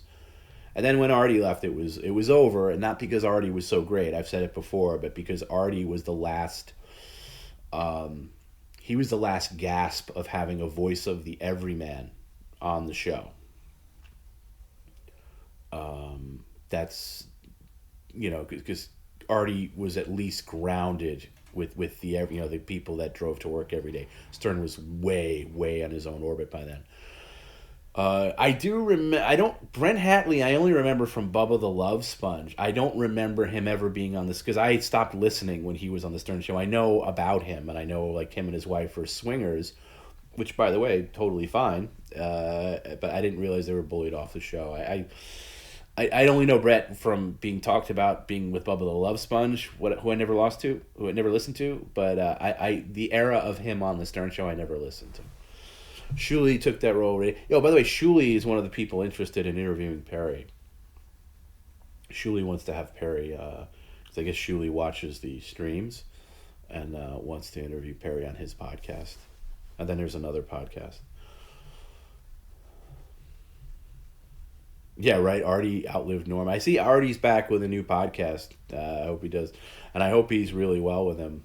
I hope he's doing well with it, and things are well with him, and he's clean or whatever. Who knows? Oh, they're OnlyFans swingers. Him and his wife. Is that how they make a living? Wow, that's interesting.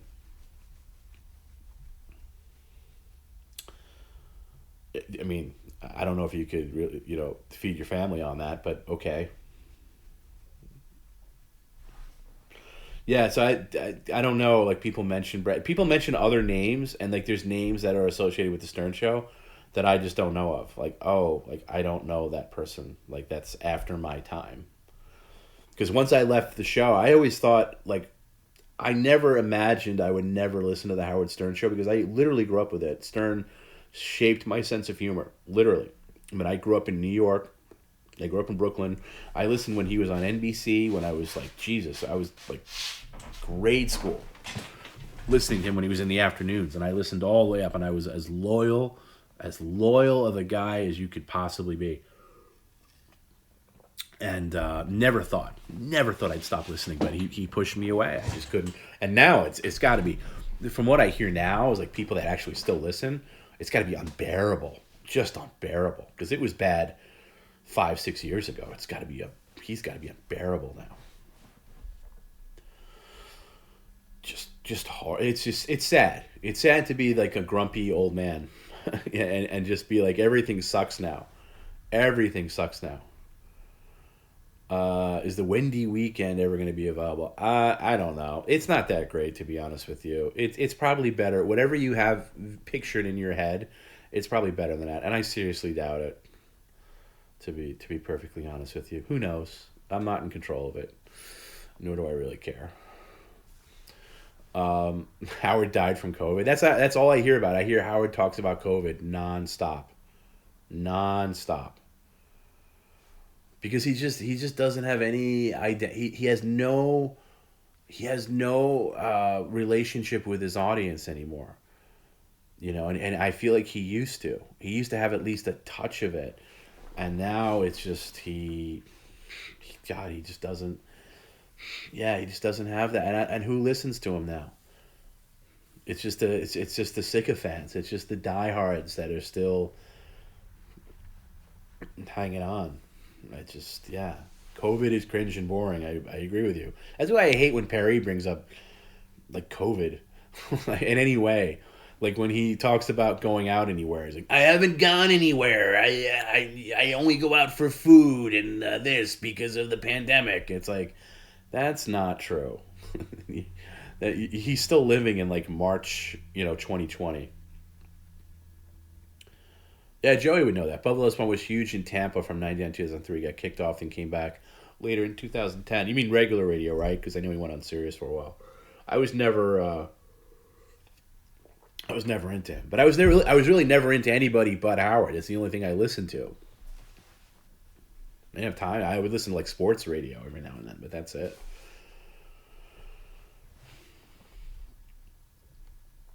But yeah, I hate fucking COVID talk.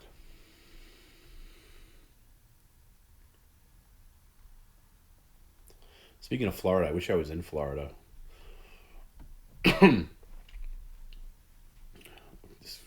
gonna get deathly sick being in this room if I don't get this fucking thing finished soon.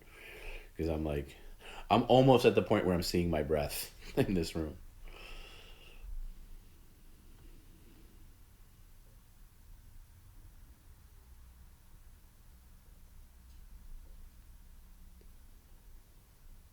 There was some other comment that flew by, and I forget what it was now. I'll get to it eventually. I'm not going to stay on that long tonight, but I really am not. I'm going to start. I'm going to start wrapping up, as they say.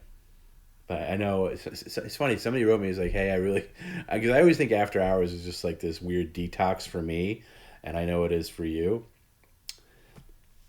No, I'm going to pass on that, Dustin. Dustin's podcast, COVID. It's COVID Talk with Dustin Hedberg. Today, we're going to talk about mask attire. Can you imagine? But anyway, yeah, like somebody was writing me like, "Hey, you didn't do an After Hours or whatever," and I like falling asleep to it, which is crazy to me. But I like After Hours. Like I put After Hours now on YouTube, on my YouTube channel, because when I go through the old streams or whatever, I'm like, I'm not going to put 4 hours of me yapping about fucking nonsense on Perry Caravello Live, because it's not a part of it. So I'll put it separately, and then somebody like, "Oh, like somebody was writing like me based on an After Hours from April." He's like, "Oh, I liked when you talked about like this or whatever," and I was like, "Oh my god, it's weird to me that somebody would watch this." Like, I think After Hours is a live thing. You're either here or you're not. So it's weird. Like I would just honestly delete it to be honest with you. But like it's weird how somebody's listening back to it. So anyway, they're on my YouTube channel. I don't expect they're not on there because I think like a lot of people are going to care about them. They're just there for people that want them, because I think it's a live thing. You're either here or you're not. Tom, you seem like you're constantly working on something. How much sleep do you typically get? Not that much. Not that much. especially during the week. It depends. Saturdays I get a lot of Saturdays. Saturday's my sleep day. Saturday is my sleep day. There's such a thing. I go back and forth on this. Because I remember talking to a doctor about it. Is there such a thing as catching up on sleep? Like, let's say you go through a couple of days where you don't get that much sleep, and then you have a day where you can get like 12 hours, and then you catch up. And a doctor had said to me at one point, that's nonsense. There's no such thing as catching up on sleep. The sleep you lost, the sleep that you get is just based on that day or whatever. I forget how he worded it. It was a long time ago. But I don't know, I kind of feel like there is such a thing as catching up on sleep. So I don't know. I go back and forth. Like tomorrow, it's Thursday. I can sleep. I got some. I got to contact this contractor. I gotta figure out what to like. That's my main thing right now. Is like I'm petrified of winter being in this freaking room. So I got to do that tomorrow. And I have other work to do. I have like other like work stuff that's not PCL, and then I have PCL stuff to do, because that's the thing about there's I'm trying to catch up on as many older streams as I can just to bang them out, and then there's back end business stuff. I still got to deal with his Perry's cousin and stuff on business stuff, and doing just like planning stuff, and then family stuff. So yeah, it's a lot of stuff. Everybody has a lot of stuff. So it's hard to compartmentalize everything. And I used to pride myself, I still do, on having a great memory and having in my head everything I need to do. But now I've started to make lists, and that helps a little bit. It helps a little bit. There's a thing. Oh, today I did take a little nap today. After I finished up like daytime work before I had this little window between that and starting PCL, and I was like laying down. I was in the middle of this like dream, because I just think when you take day naps, if you're able to get the luxury of a nap during the day, for some reason, at least for me, dreams are so much more vivid and like tangible and like almost like real. And I was in this dream, and then the phone rang, and it was Back in Black. It was like da da da, and I was just like, ripped me right out of the dream, and it was Perry, and it wasn't even something important. It was just like, you need to get me Gina Carano's phone number ahead of tonight, because when is she coming over? I was just like, oh my fucking God. Like, I was so into this nap, and I just got ripped out of it. I was like, this guy, what am I going to do with this guy? And so then I was just up after that. But yeah, I don't know. I've just kind of trained myself to have very little sleep. You know what I mean? Like, it's just a training. It's just something you adapt to. Yeah. So some days I get more sleep than others. You pay my phone. Now he's paying his own phone bill now. At least I'm off that fucking racket, paying all his own bills. He's paying some of his bills. Call Perry now to get him back for ruining my dream. No, I'm not gonna do that. But it's one of those things. It was like the phone was right next to me, and I just wasn't. I don't think I was expecting to fall asleep. I was just kind of laying down. I had a headache. Oh, and I dropped that's the other thing that today too. I dropped a dumbbell on my foot at the gym. I was like, because I was half out of it, and I was just like, so I dropped it like at the end of the bench, and it just fucking went right on my foot, and I saw stars. I didn't break it, but I'm like wearing a compression sock right now because it was so painful. So there was that. I didn't want to be on my feet anymore. I took a bunch of like Advil, and I just wanted to lay down for a little bit, and I was just like, and I was just like, man, I cannot get away from this guy. Like there's no escape. But yeah.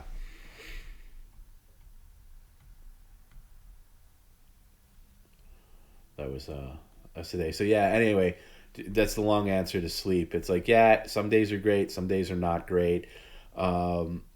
I'm not a big pot guy, but I do take edibles when I need to sleep. Like tonight, like I actually feel pretty wide awake right now, even though I know I should get going. So I'll probably take an edible tonight to help me go to sleep because I just need it.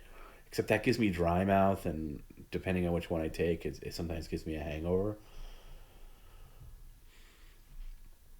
Um, just again catching up on some chat. Doesn't done said read the book. The movie was awesome, but the Cliff Notes version of the first half of the book. Oh, okay. You're talking about Dune, but that's another thing I don't have time for. I don't have time to read books anymore. But I'll do the audiobook maybe. I'll do the audiobook. Just give Perry Chrissy's number. Chrissy would regret that pretty fast. The charm of talking to Perry whenever you want wears off real quick. Trust me.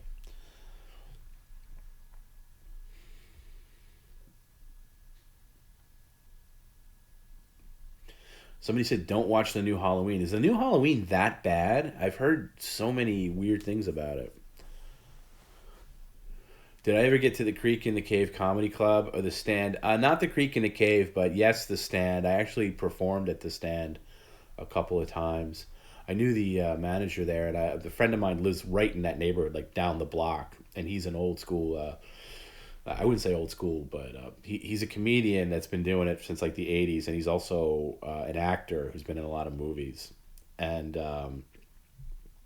it's funny. I'll be watching something random like a movie or something like that, and like anything that shoots in New York, and he'll be in it. Um, and I'll be like, oh my god, or like he's in an episode of this, or he's in a lot of Law and Orders. He was in Boardwalk Empire. He's in a lot of stuff. So anyway, I've gone there with him, but not Creek in the Cave. I only heard Creek in the Cave through Red Bar. Not good, not terrible. See, Joe Bob Griggs gave it a good review. Like I read his written review. He said it was good, but I didn't love the last one, but I didn't hate it. I didn't hate it, but I like the series as even though as I've said, there's only really two good movies in the entire stretch, and that's Halloween 1 and 2, the original Halloween and the original Halloween 2. I've never seen the Rob Zombies. I have no interest in those, but I'm just curious to see the new one just because. Anyway, but I don't think I'll see it. See, that's a movie I don't think I'll go out of my way to see in the theater. I think that's a wow. Halloween is garbage, full of member berries. Wow. How do I feel about the Braves winning the World Series? I feel fine. I mean, I'm not a Braves, I'm a Mets fan.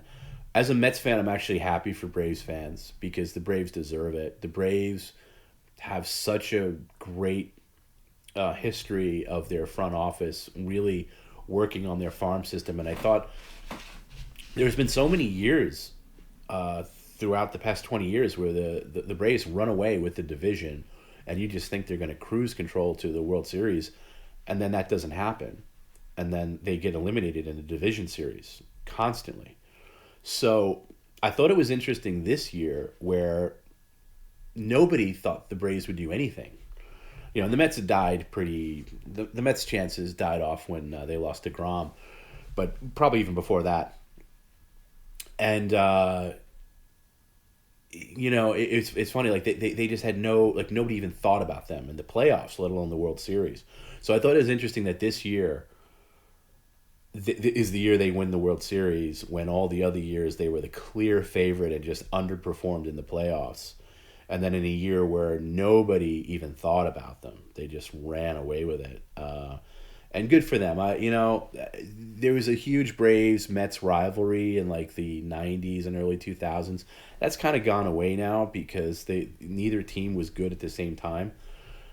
But it's tough. It's tough being a Mets fan. Like Dustin says that the Reds have beaten the baseball fan out of you. I kind of almost feel the same way because the Mets are just so terrible. I mean, the Reds are their own story. But the Reds are a great American baseball team, though. They're just one of those teams that, they will rise again. The Reds will rise again. And so will the Mets. Will we live to see it? I don't know. But I feel good. I feel happy. I was glad to see the Dodgers lose, to be honest.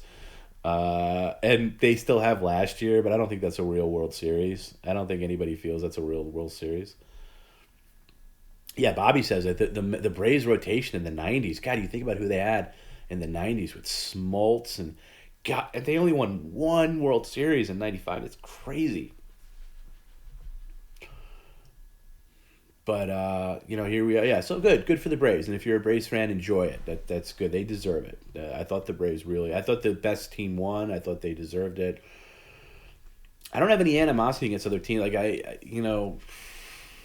that's the other thing too with the Mets being so bad. There's no real rivalries. Like I don't like the Yankees, but even the Yankee Mets rivalry is not what it once was. Yeah, Pirates fan. I can imagine being a Pirates fan, but I think the Pirates are a great American baseball team too. But yeah, in those smaller markets, it's just you're gonna get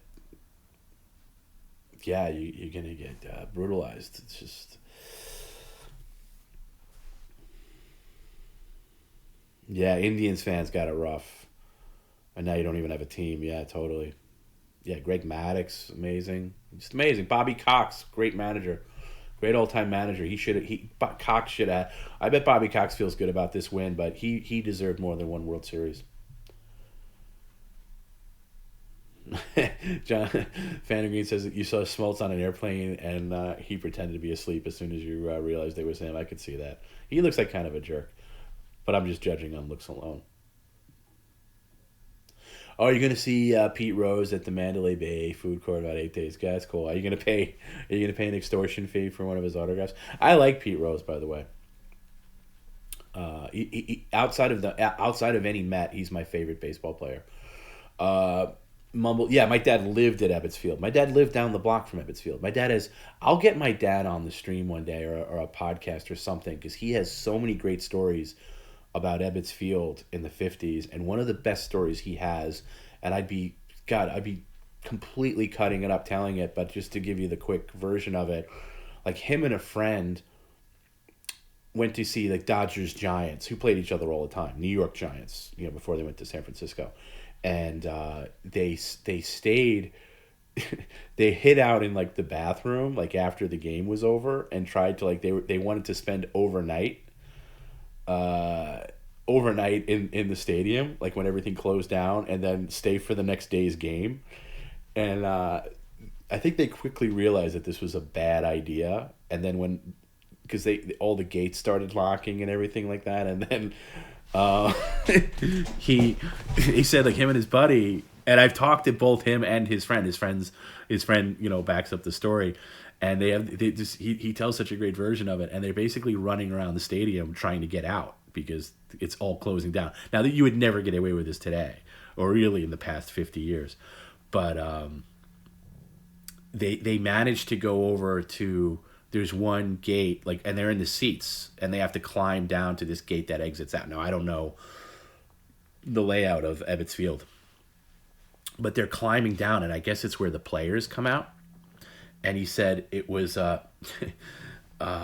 Willie Mays and Pee Wee Reese were coming out of like the players. This was like I guess the players' exit or players' entrance, and as my dad was dangling down, Willie Mays looks up and shouts at him, and he's like, "What the hell are you doing up there? What you're gonna get killed!" And Pee Wee Reese, there was another player too I didn't recognize, but those are the two I remember. Pee Wee Reese and Willie Mays were definitely there. And my dad said, as he was dangling, he thought it was very strange that they were both friendly with each other. It was almost like seeing like two, like a heel and a face wrestler like hanging out because they're such enemies. And so my dad was helped down by Willie Mays, and then his other friend. And they were both like scolding them, like you dumb kids, you could have, you could get really hurt. What were you doing up there? And so they walked out by escort by Willie Mays and Pee Wee Reese, who was the shortstop for the Brooklyn Dodgers, and Willie Mays is, of course. But such a great story, like that would never happen today on any level. But my dad tells it so much better. Like he has all the nuances to it. What I just told you is the Cliff Notes crap version. Like my dad is, like he could tell you like what exactly they were talking about as they walked out. But he said Willie Mays wouldn't stop talking about what were you doing up there? Like what? Like why would you want to hang out in this place after closing? Like he could not get over it. So it's such a great story. But again, I'll have him tell that story at some point. He's got a million of this, and that's probably the best, most interesting one. But he's got a million Ebbets Field stories. A lot of stuff with Vince Scully because Vince Scully lived in the neighborhood, and all. But that was the other thing too about like that era of baseball. He said all those guys, like like the Dodgers, they lived in the neighborhood, and not only that, they took jobs in the winter. Like Gil Hodges worked at a hardware store, like in the winter because they didn't make the kind of change that players make now, or even players made 30, 40, 50 years ago. It was just like a salary job. I mean, they made a decent salary, but they didn't make any money off season, and they didn't make enough money to support their families, full year. So he said, like, yeah, and people were cool about it too. They weren't like, oh, like you go into a hardware store and you need a box of nails, like Gil Hodges was there, and he like, oh yeah, here it is, and that's January Gil Hodges, and then you get to May, June, July Gil Hodges, different story. But yeah, and he said most of them lived in the neighborhood, like, and they'd all like you'd see them on their stoop with their family, and people didn't bother them, like they were just like respected. It's like, oh, you notice it, like, oh yeah, oh there's like, and then even like the early days of Vince Scully, who was the long time radio, and then later TV announcer for the Dodgers, both Brooklyn and New York. Like they'd see him, he'd like walk to the stadium every day, and they'd like, oh hey Vin, what do you think's gonna happen today? Like the kids, like you could almost picture it in your head, like Vince Scully walking down the street, and like all the kids surrounding him, like, hey, you think Jackie Robinson's gonna hit a big play? He's like, oh, I don't know, kid. Like he has a lot of stories like that still. Yeah, my dad was born and raised in Brooklyn, as was I. I agree with you, Poops. The '90s strike did a number on me too. I didn't get back into baseball until '98. From '94, I didn't pay attention to '95, '96, '97 a little bit. But yeah. My dad can do a whole. My dad's a good talker too. Like he can talk to you for hours about how devastated all of his friends, and all of Brooklyn was when the Dodgers left Brooklyn. And he has another great story that I'll tell quickly. Is like he tells about, and you can picture, and again, I think being a Brooklyn Dodger fan is different than any other team. And like he'll always say, like, no matter how much you love the Mets or whatever, he's like, it was just different. The Brooklyn Dodgers were just different. Like Brooklyn, and for the Dodgers, and then taking that away. Like he still has a problem with one of his lifelong friends became a Yankees fan after the Dodgers left, and he can't understand that. But when the Mets were established in the early 60s, I think 62, they played at the Polo Grounds, which is this crap hole venue that they played at before Shea Stadium was built. And the Los Angeles Dodgers came into play. And it was the first time. It was the first time that the Dodgers came back to New York. So it was the first time. So this was 62. The Dodgers left in 50. Geez, I don't know. I'm gonna guess 57. I'm not sure. But this was definitely. So you're not that far removed. Let's say about 4 or 5 years removed.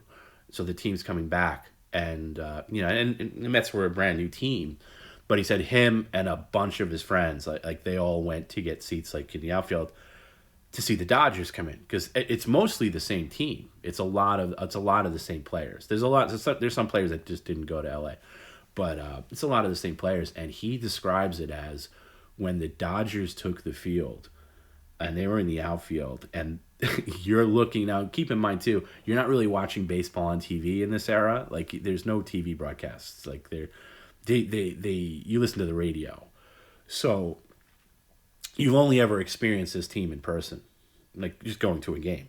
That's how you really experience baseball, going to the game. You know, the TV broadcast didn't really come into their own until like deep into the mid to late '60s. And anyway, so he said that just they were just grown men crying in the stands, like literally crying, like people crying, like watching, like seeing the Dodgers in person, seeing the players that you grew up with, wearing a Los Angeles across their chest. He said that they were like there was just he said there was nothing ever like it. He's like never experienced anything like this in a professional sports setting, or there's a crowd where it was just like, ooh, he's like, you could feel it. You could feel the emotion. And like, even when they announced certain players coming up to bat, there was just such a mixed reaction where it was like boos, some half-hearted cheers, but mainly like tears, like people, like men, and kids crying seeing their team. And that's why I can never root for the Dodgers. As much as I love Vin Scully, and I would listen and watch Vin Scully, even like I've gone on YouTube and looked up like old Vin Scully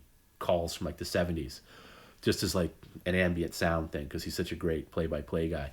But I can never root for him, because it just sounds such a devastating thing to have your team just ripped from you. And there's a lot of people that the guy to blame for that is really Robert Moses, who was this guy that just was all over New York with, like, he created parkways and he was parks, and he really was a brilliant guy in many respects, but he was a ball buster, because the owner of the Dodgers, this guy O'Malley, who normally gets blamed for the reason he was always the villain, but he wanted a bigger stadium. He wanted a stadium where where Citi Field is now. He wanted one in Queens, because a lot of Brooklynites were moving to Long Island and things like that, and he wanted a bigger place, because Ebbets Field was too small for even, like, every game was sold out at Ebbets Field. It was too small even then. They needed a new stadium, and I think, actually, I might have it reversed. I think O'Malley wanted a bigger stadium in Brooklyn, and I think Robert Moses wanted it in Queens. And he had this deal where that was going to go, and I think O'Malley wanted it in Brooklyn downtown, where where all the like Long Island Railroad and stuff came in. Anyway, so that never happened, obviously, because all Robert Moses had to do, because he controlled all this real estate, all he had to do was just classify this area that O'Malley wanted to build a stadium in as, like, I don't know, some kind of zoning thing where it would have made it easy for him, and he wouldn't do it. And he said, no, this is the deal. This is where your team can go. And he kind of just stuck his nose in where it didn't belong, and pushed him out. And it got press. The whole story got press. And then there was this congresswoman from LA that picked up on it and saw the press, and, like, LA didn't have no team at the time. West Coast baseball didn't really exist. And there were players that came from the West Coast, but the West Coast had no teams. And she flew O'Malley out, wined and dined him, and said, hey, look, we got this whole area here where Dodger Stadium is now. This is yours. You will build the stadium here. And he was basically like, well, I'm being treated well over here. I could see it happening. So he made the decision. And then, he, of course, got blamed for it. But it's really Robert Moses being a dick is why the Dodgers moved. So I would have liked to. Somebody asked, what era would I like to go back to? I'd like to experience the 50s or post-war New York. I'd like to be greedy and experience, like, every decade. I'd like to spend a weekend in every decade in New York. I'd also like to go other places. Medieval times is a little too far back. You gotta go far back enough where where you can blend in a little bit. You want to be able to speak English. I guess medieval times would cut it, but yeah, I don't know. You're playing a risky game there. But I'd love to see like a Pirates Dodgers game. I'd like to see Ralph Kiner. The Old West. I don't know. I don't know about the Old West. I'd like to drink in a saloon, but I'd want to spend like a couple of hours in the Old West. I don't want to spend overnight in the Old West. I don't know. It's a good question. I don't. I wouldn't either way. I wouldn't go that far back. I'd want to have modern Western civilization. Like I wouldn't go crazy far back because I always think about what if you get stuck there? What if there's no return ticket? Like let's say, we all think in our heads like, oh, I'm gonna dip in and out. I'm gonna go back to 1860 and hang out there for a couple of days, and then come back home. I was like, okay, well, let's say something goes wrong. Whatever your device that takes you back there does not work, and you're stuck in that time, like you're Doc Brown in Back to the Future 3 or whatever. You just got to make a life for yourself there. So it's got to be a place I can realistically see myself in.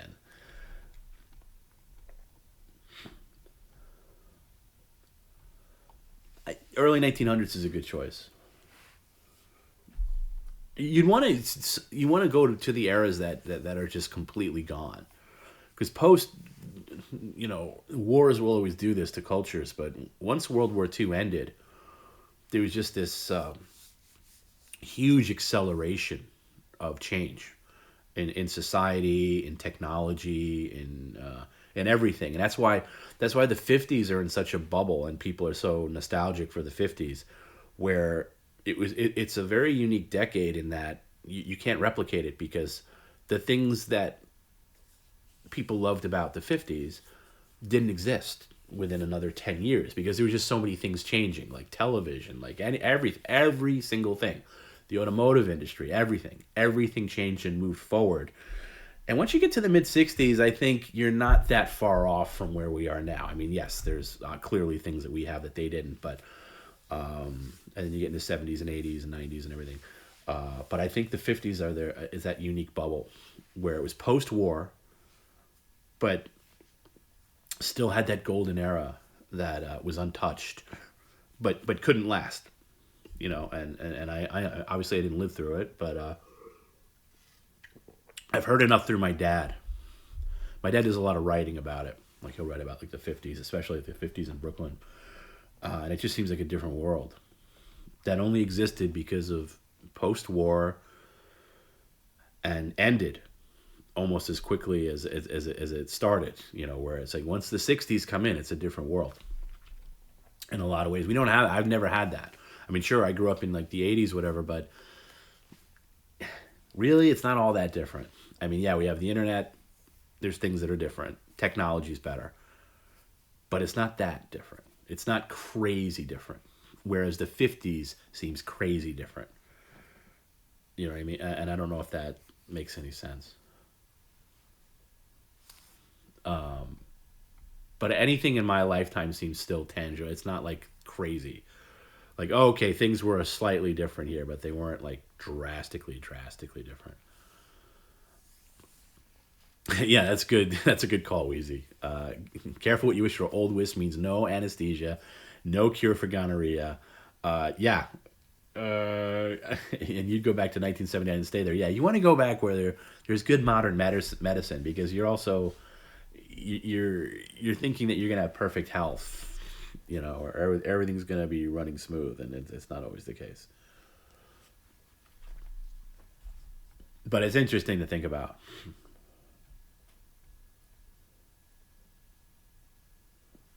I always go by quantum leap rules, where like the show with Scott Bakula, where you can only travel back within your own lifetime. So I'd be good with that, because I'm comfortable. I think I can blend in the 70s or 80s, 90s. I would. There's no fucking way I'd go back to the 90s. That's not a decade I'd revisit, unless it's like maybe putting a spy camera in the offices of Total Eclipse, circa springtime 1992. Other than that, not a lot of reasons for me to go back there.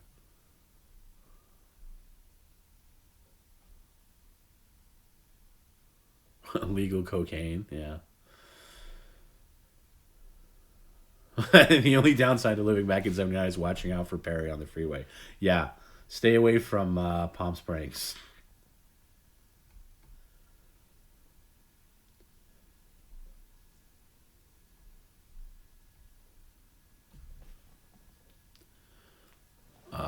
catching up on. I'm just gonna catch up on some older chat. Lou Gaper said, "I just listened to the voicemail from Perry where he could not find his keys because a certain someone paid him to hide his keys under his snowboard." I forgot about that. Yeah, that was a pretty. He was pretty worked up about that.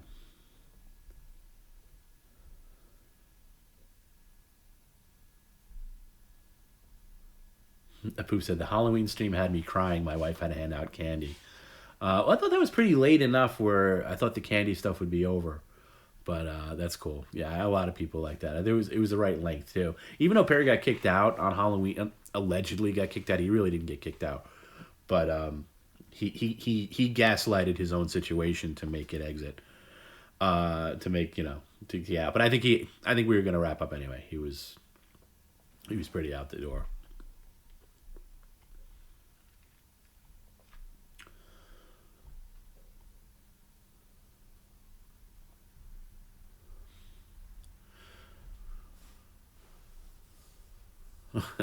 TomB already traveled back in time and dressed as the old lady that ran him off the road. Well, don't tell anybody.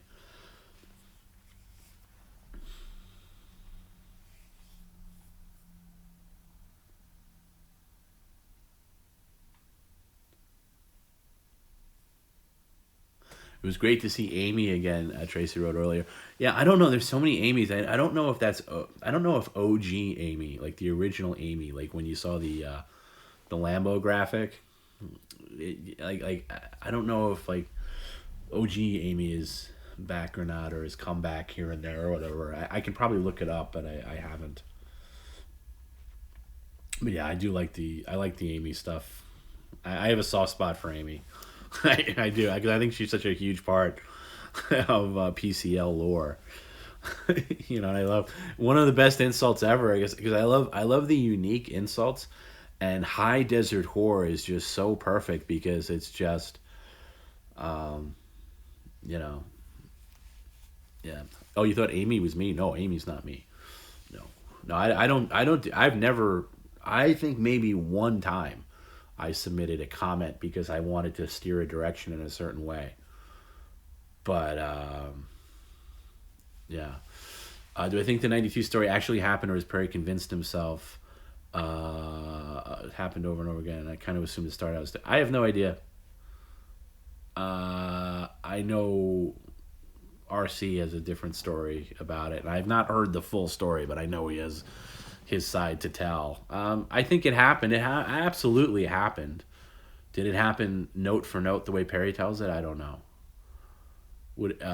Could we ever get Amy on PCL? Like real Amy? No, I don't think so. Linda Johnson, yes. I would like to have Linda Johnson on the show. McDonald's delivery where the guy throws the bag at Perry. By the way, I did I was inspired when Perry went to Outback and got that delivery. I was like, that's pretty funny. We've done that before where Perry was a king of crabs. And so, oh shit, I forget what came next. So anyway, yeah, he had his dentist appointment, and I knew exactly where it was and everything because I was talking to him, and I called the office ahead of time, and they were very cool. They knew who Perry was. I told the woman, I was like, hey, listen, I just want to. We've been kind of doing pranks on each other, and lately I've been sending him McDonald's. Would you guys be upset if I like sent a McDonald's delivery? And they were really cool about it. They gave me they opened the doors as far as like, yeah, he's gonna be in this room, he's gonna be in room B or whatever it was. So I was able to communicate with the driver and be like, hey, you got to get a total crazy tip, and be like, listen, this is exactly what needs to happen, and just like don't wait for him to turn it down because he's gonna say go away. Literally, just throw it out. Just toss it on him. Just toss it at him. Just like, hey, you Perry, here it is. And that was the dentist's office. And then there was the restaurant where he went out with the couple of people for who was it? I forget the guy's name. Why can't I think of his name? It'll come to me in a second. Mark and his girlfriend Julie, and at the steakhouse. And Mark was helpful with that because he told the restaurant restaurant was cool with it, and then I ordered, usual order, and I was made sure he got that on video. And then when he did the prostate, he had the prostate appointment.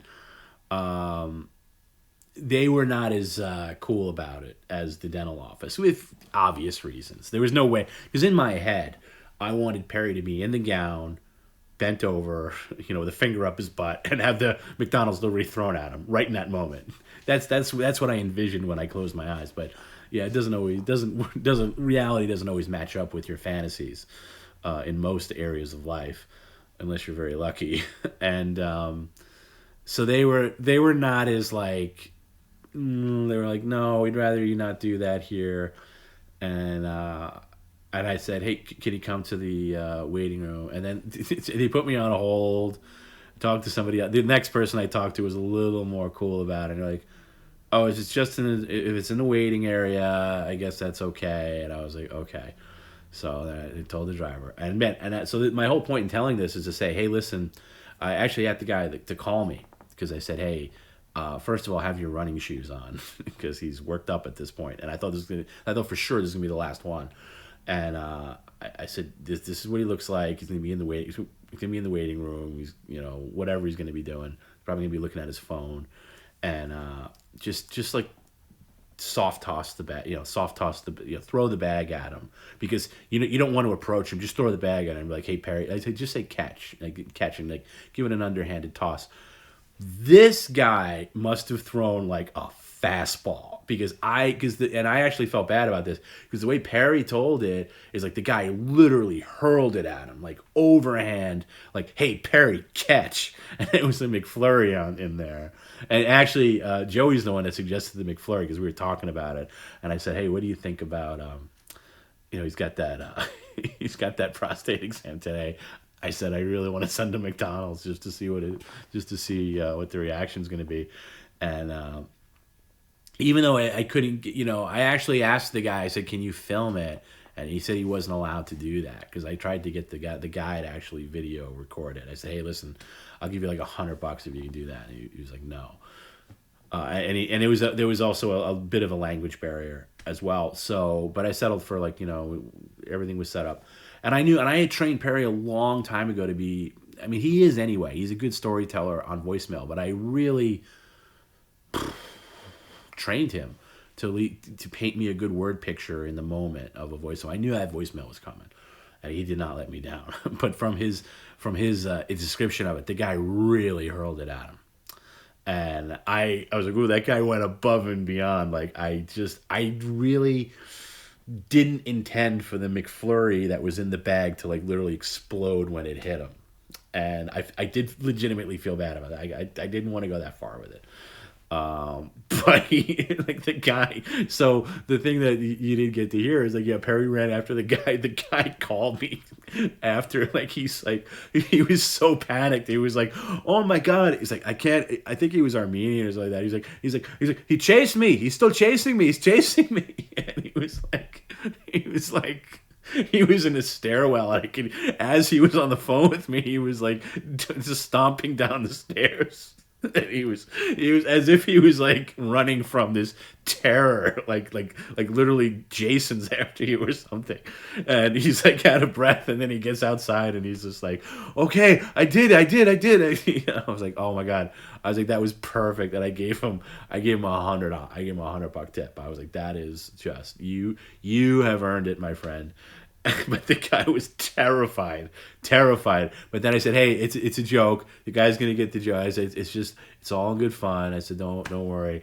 But that guy just had no idea what he was into. Yeah, Rick's in the chat. Rick could tell you. He ran after him too. And Rick's the guy that did the parking lot one that we showed the other day, Friday. It was outrageous. So, but yeah, so then he has McFlurry all over his shirt and his clothes, and he has to go back into the office.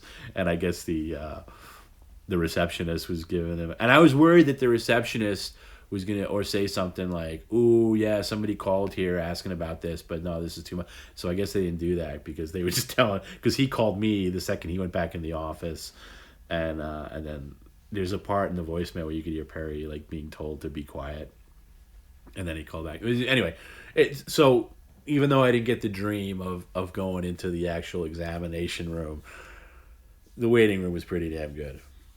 And yeah, so and then we got him in the parking lot with the assist of Rick, and then the ultimate inception was the dream was having Perry inside a McDonald's and getting a delivery from McDonald's, and that's Dr. Gunk.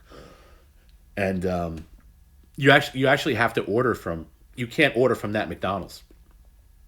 You have to order from another McDonald's to travel to that McDonald's and walk in. There's a great picture where let me see if I have it. I'll post. I should have posted it by now, but there's a great picture of Perry getting the accepting the delivery that the delivery driver took. Let me see if I can grab it real quick and I'll show it on the stream because it's just a different angle. It's like it's not his angle, you know what I mean? Like it's his, it's the angle from the driver. Let me see. Yeah, I think I could put it on here. I'll show you. So this is the angle that the driver took. If I can get it in here.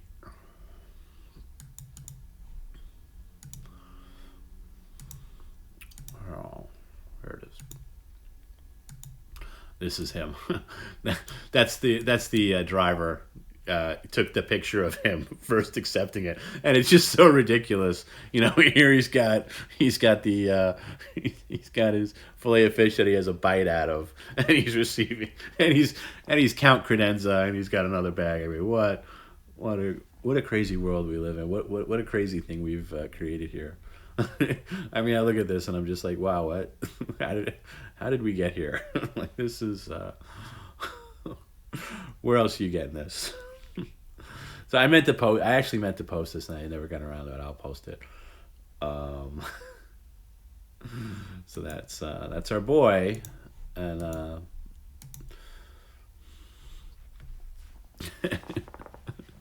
he just looks so unsatisfied.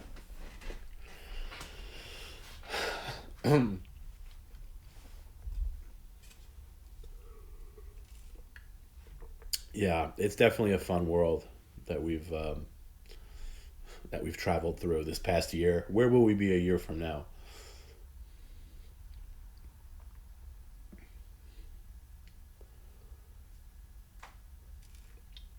Jill says we need somebody in Ronald McDonald outfit chasing all day. That guy would be killed. That guy would. I'd fear for his life. He better be like a great runner. Yeah, and like Rick, sometimes he recognizes Rick and sometimes he doesn't. Because like Rick's been in the apartment a couple of times now, and he doesn't. I think. Yeah, I was actually surprised because Rick was filming him from his car on Friday, and Perry clocked him right away, and that video went off real quick. It was like I think instinct kicked in to like just fight or flight. What's weird is that you've actually eaten way more McDonald's because of the stream. Yeah, I think we all have. I have. I haven't had a McRib yet. I was actually going to get one tonight before the stream, and I just wasn't feeling it. I haven't been in the mood for it. But yeah, I think we all have. Rick Ashley on Cameo. That's a good question. That was my favorite part of tonight, is when he the Rick Ashley video, and then Perry's like, "Now I've seen you without your makeup." That's and I really hope he doesn't go back to a courthouse tomorrow. Like I'm gonna have to enter. Like I don't want that again. Like I think going once was entertaining, and it's just gonna get to be problematic. Uh, and also including Domino's in that too. By the way, the Domino's, I forget the guy who sends the anchovies because he stopped for a while, but man, they have come back with a vengeance. That Domino's pizza.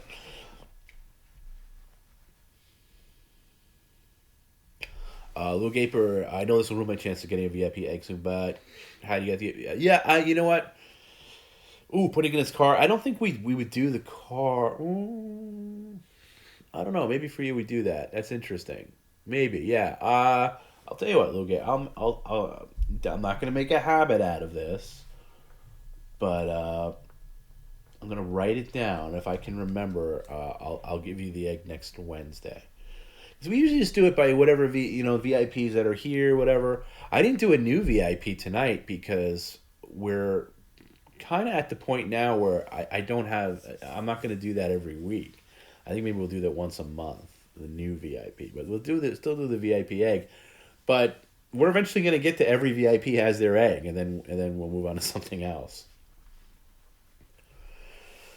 So you've been on a diet for the past week, and you get jealous when you get massive deliveries of burgers. Oh, I know. I'm not on a diet this second, but I've been trying to like really curtail my like calories and carbs and stuff, and which is I don't know. It's a trial. But yeah, I get it. Yeah, I've seen streams where he's gotten a ton of shit. Like, ooh, man, a big bag of fucking garbage fast food would sound great right now. Especially because a lot of the times where, like, especially if we go late on a Sunday or even on, like, Fridays are tough for me. Sometimes I miss dinner or whatever. And I'm, like, legitimately hungry watching him, like, throw food away. I'm like, oh my God. Yeah, I've ordered filet of fish, like, legitimately over the past year. Like I've ordered filet of fish, and enjoyed it, and enjoyed it. I think the filet of fish is a great sandwich, by the way. Not necessarily with pickles or mustard or anything else or ketchup. That's the Dr. Gunk add-ons I could probably do without.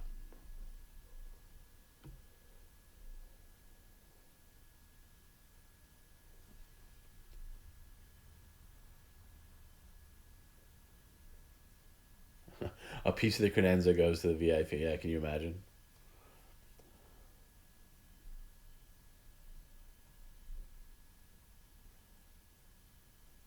I know. That's the thing. Yeah, the nuggets drove me crazy because you could totally toss those in an air fryer and they're fine. I like, and again, chicken McNuggets were better when I was a kid. Better in like the 80s and 90s when they were made with like dark meat or what a combination of. And then McDonald's, God, McDonald's did something where they were like, oh, we're going to make them more healthy. And now they're all white meat. And they're just not the same as they once were. If you're old enough to remember what McNuggets were prior to like, I don't know, 15 years ago, they were so much better. Joe Lipper says, money is tight. Is there any way we could do to help to contribute to the stream? I'll tell you what you can do, and it would mean a lot to me, is if more people went to this, did the Tips for Trevor thing, because, Trevor got caught up in one of Perry's swattings, or whoever the dope was that reported it. They bothered Trevor, and I know Trevor was shaken by it. And like I said, Trevor is such a blessing to PCL. I mean, he's a fan. Like he's a subscriber, for Christ's sake. Like he's in the chat and he's super friendly. But that definitely shook him. And I talked to him quite a bit the next day, and like he doesn't deserve that. And so I really wanted to get enough money to pay for his just 1 month rent. And I don't even know what his rent is, but I haven't gotten anywhere near that. I did buy him a pair of like noise canceling headphones, like really like Sony ones.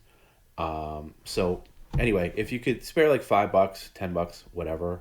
Um, Shit, I gotta cut to something, don't I? 'Cause I can't show it on the screen. Um, this is Perry's screen. It's just a black screen. But just so I can pull up the Chiron, uh, if you feel like it, and if you have the extra spare cash, and if you can donate, and Perry's facilitating this, and I know some people are like, oh, Perry's going to keep it for himself. He's not. You just got to put hashtag tips for Trevor, or Trevor, hashtag Trevor, anything with Trevor in it, to either Venmo or PayPal, and Venmo is at Perry Caravello, and the PayPal is paypal.me/Perry Caravello. Super easy. If you're sending it PayPal, just send it as a friend or family member so we don't get the fees. But yeah, so I want to get all that to Trevor and just cover, like, come close to covering a month, because I mean, honestly, like, he could have gone to like the apartment, like not manager, but like the people that own the building. Like he could have he could have made things very difficult for us, and he didn't. Because he's a great guy, and I just want to be able to give him something. I donated to it, and I know other people did, and I know a lot of our regulars did, and I appreciate it. But if you're out there, I don't know how many lurkers are hanging out for after hours, but if you're out there and you want to contribute in some small way, even if it's a couple of bucks, like that, it would make a difference. Because I just want to make him feel good. I want to make him feel loved, and that he's a part of this community. And what's the deal? If you don't know what the deal with Trevor is, a couple of weeks ago on a Friday night stream, some dope called the cops. And that has less of a weight now. I don't know if people are hoping that the cops bust down Perry's door, and they pretty much know where they're going now, and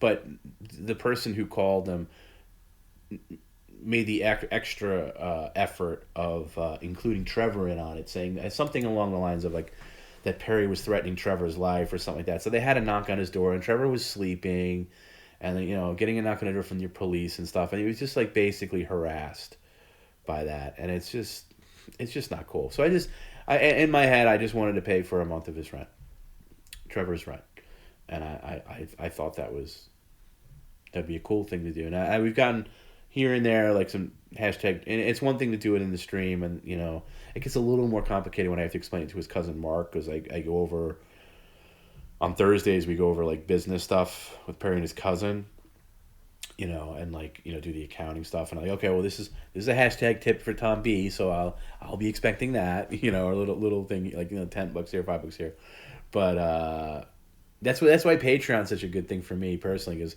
I don't have to do that. I don't have to have that battle with Mark. Like I have more of an equitable split with Perry, because there's still, we gotta, if you don't know, there's still a lot of Perry debt that has to be taken care of, so a lot of the finances get taken that way.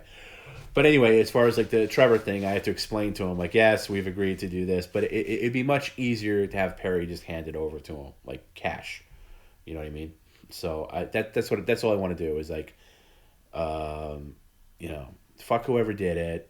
Yeah, obviously, but let's just show Trevor that this community doesn't do that. We don't do that. We don't do that. So anyway, so if you can Venmo him at Perry Caravello, or the PayPal link, if you're not in the United States, that's cool. But only if you have it. Only if you have it to spare, because I don't like gouging people, without giving something back or whatever. But it's only if you have it. If you have an extra 5, 10, or even a 20, whatever. If you have it, that'd be awesome. But like I said, I was a little disappointed. Not that I'm expecting anything. I was a little disappointed that it wasn't more than my ideal amount. But regardless, he'll be happy to get it. But yeah, but he has such a good nature. Like even like Lil Gaper says, like his reaction to the zebra horny sign. Yeah, and Trevor's young too. Like he's going to school. He's living in this apartment because he's going to school.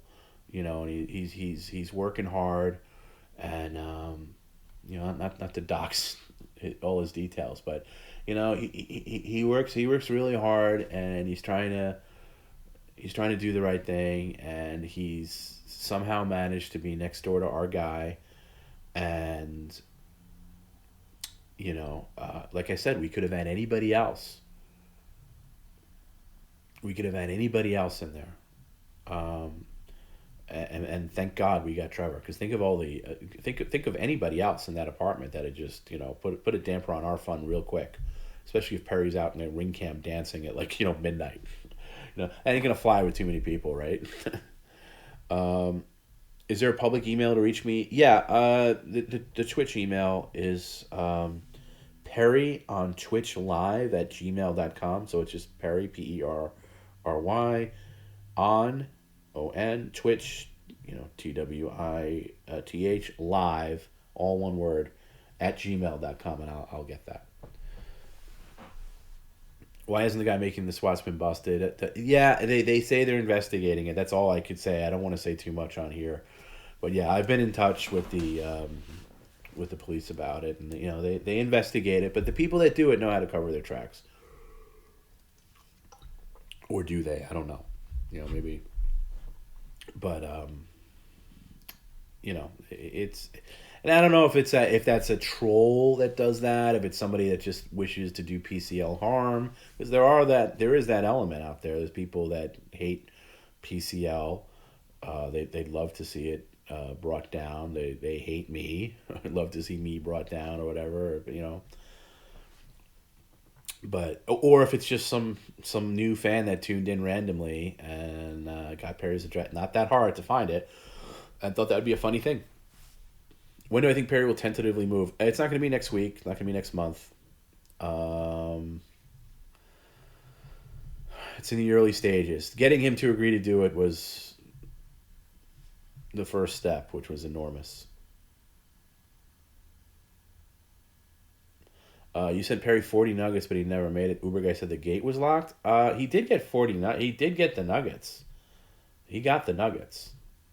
He had the 40 nuggets. If you have the gate code. That's the other thing too I'm going to start doing is there's a thing with DoorDash or that is like where you don't have to have the person's address to get deliveries. So you just like you create the account and you send the delivery to Perry, but you as the end user don't have his address, but the driver does. You know what I mean? So like even when he goes to a new place, he could possibly get deliveries. Yeah, Perry's. I always just assume like everybody is up on every stream, but yeah, Perry made that announcement. I guess last week, sometime that he's moving. Perry's moving eventually. And as far as the same city area, I don't know, and that that's gonna that takes an enormous amount of work and research on my end too, because I gotta obviously I gotta help facilitate that. So, yeah. If any of you guys are like really rich out there, like really like just want to be a huge benefactor and like literally buy Perry a house or something like that, please let me know. Please get in touch with me, and we'll work something out. I was always hoping like there'd be some like crazy like you have a problem, oh I'll solve it. Here you go. Because that would be the ideal thing. Yeah, I could go for 40 nuggets too, with hot mustard. Oh, I would murder some black nuggets, some chicken McNuggets right now. I was looking at somebody type black mage, and I can. That's why I said black nuggets. If you're listening to this and not watching it, yeah, I can't think of anything else. I'd like to get him into a place, and I know it's not going to be. It's not going to be. I don't know. We'll get used to it. I'd like to get him a place where he has a room for a studio, where he can, do the stream from there, and it's not like his like most streamers do, and it would look like more professional and everything. But I don't know if that's possible. But I'd like that, because part of the thing I love about how cold is it here now? It is now. It is getting cold. It is now 42 degrees. Ooh, no, now it's 40. It's 40 degrees. I'm definitely feeling it. I don't know if you can hear it in my voice, but I'm feeling it. So yeah, like a set, right? And I think part of the thing that I love about PCL is I love the high tech. Like I love that this stream is pretty polished, with our graphics and overlays and everything like that. But it's still Perry's apartment, So it's like, I love that juxtaposition of like, we have an intro song, we have, a lot of things, chyrons and titles, and the tip comments look good, and there's a lot of, we have a view counter and things like that. But then it's just Perry's apartment. I like that juxtaposition quite a bit, and I think we'll lose that. But maybe get him a green screen and just have it be this old setup, or just recreate this setup somewhere. I don't know. I don't know what it's going to look like, to be honest with you. But it just has to happen, because as the stream gets bigger, which it's getting, and as new people come in, as we are getting new people in, having his address out there is just it's not good. Wingstop has boneless thigh bites now. Speaking of nuggets without all white meat, I don't know. I don't think I have a Wingstop around here. I've never heard of it. To be honest with you, I went to not I went to I ordered from. I picked it up like what was it? Was it Saturday night? I just couldn't figure. I just wasn't in the mood for anything, and it got a little late. I was working on some stuff, and I was like, oh shit, I forgot to eat. And I decided to get Buffalo Wild Wings, which I hadn't had in a while. And I went to pick them up, and it was a little disappointing, I will say. 'Cause I wanted like chicken, but I didn't want chicken. I didn't want fast food shit, but I felt like wings or something. And I tried I got like 10 regular wings and then 10 boneless, and the boneless were terrible. They were really tough to get through. I did barely touch them.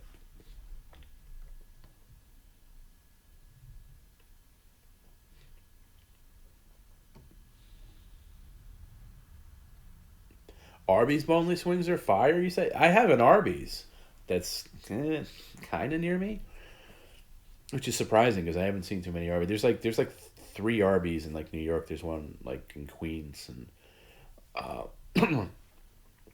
forget where the other one is. But it's like I've seen it, like I've passed by it. And I'm like, oh, like maybe I'll try that one day.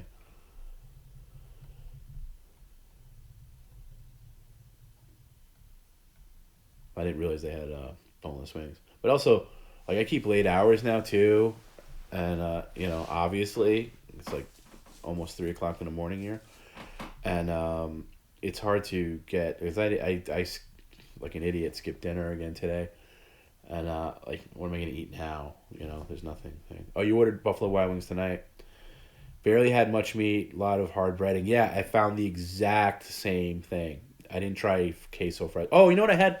I'll tell you what was good at Buffalo. I got it as a side, and because I don't see them very much in New York, because it's kind of a Midwestern thing.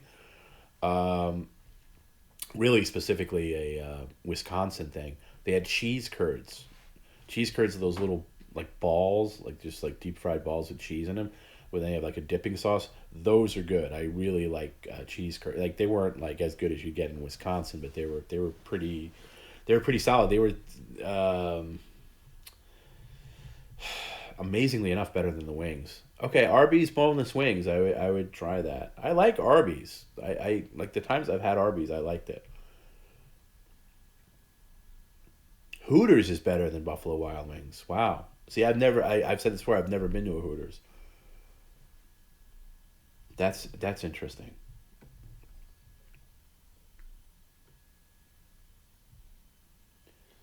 Tracy, it's almost 8 a.m. by you, and it's daylight. You hate daylight. So what do you do, Trey? Do you sleep during the day and just get all your shit done during the night? So I guess the timing of the stream works out for you.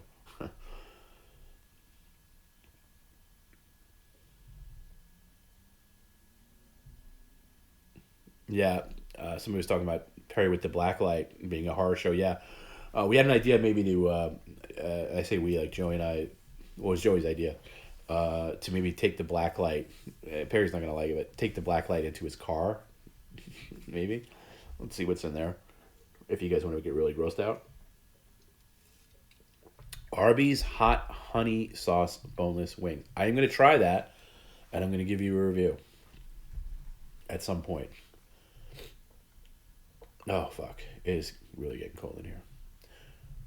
Okay, yeah, you working that? Yeah, I mean, I'm almost at the point now where I'm working night shifts. I mean, my work day, I had a long like Wednesday's very hard for me because I do other work, and that's like during the day, and then PCL starts at 8, my time. But really before that, obviously it starts earlier than that because I got to get the ball rolling on a lot of stuff. So it's a long day. But yeah, technically, no. Perry hasn't adjusted his sleeping schedule, but I've tried to adjust mine. But I still have to be up early tomorrow. But I can go back to sleep a little bit tomorrow. just kind of got used to it. Do I think he jerks off in his car? No, I don't think he's the type to do that. No, no. I'm gonna say hard no on that.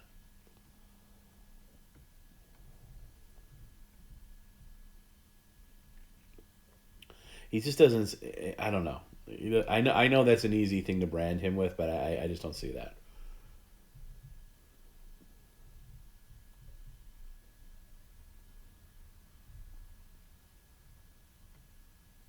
Plus, I think he needs something like I don't think he would know how to get porn on his phone. I think he needs the internet, the desktop version of the internet to get to that point. But that's just me. Hypothetical situation. I really don't know, nor do I want to.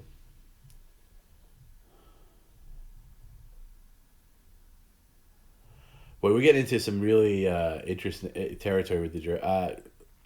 How often does he jerk off every day? I think he jerks off every day. Yes, that's my answer to that. Without going any deeper, I think that's one of the other things that freed him from being a former Jehovah's Witness is he was able to watch porn again without feeling guilty about it.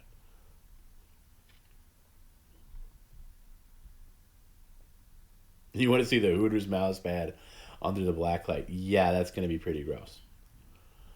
That's going to be pretty gross.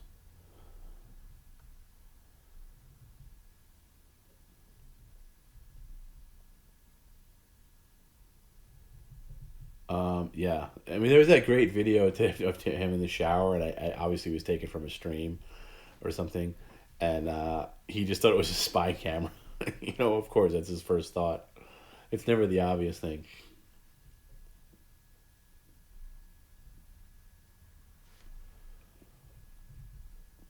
Oh no, no, I wasn't alluding to him when. No, I just thought the car would be gross. No, I wasn't alluding to him doing that. If that's what you're, oh, so that's why you asked if he did the thing in the car. Okay, yeah, no, no, no. Sorry. That's right. Yeah, Perry's Twitter likes, which he hasn't done in quite a while because I've really snapped him out of that. I say, listen, we're using this Twitter account now to promote the streams and stuff. You can't like porn. And he was just like, he didn't understand what that meant. Like I don't think I was okay. Crazy, yeah, crazy thing to say that Perry doesn't Perry doesn't necessarily know the ins and outs of social media. Like Perry couldn't vote for my niece in that stupid soccer voting thing because on Instagram stories, if his life depended on it. But he does. Yeah, so he used to like because Twitter is such a weird thing. Like you can see hardcore porn on Twitter.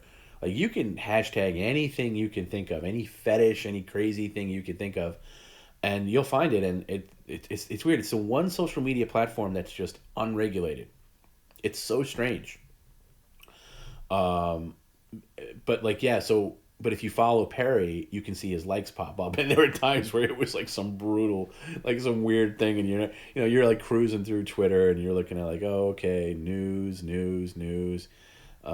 celebrity, entertainment news, pop culture. Oh my God, this is, and there are times that he liked it, and it was like clearly like a woman porn, but it was not. It was like transsexual porn, but he clearly didn't know. And then there was some creepy thing. Anyway, so whenever he was called on it by me or whoever, it was always like, "There, those are my friends. I worked in the adult industry. I don't want to talk to them, but they talk to me."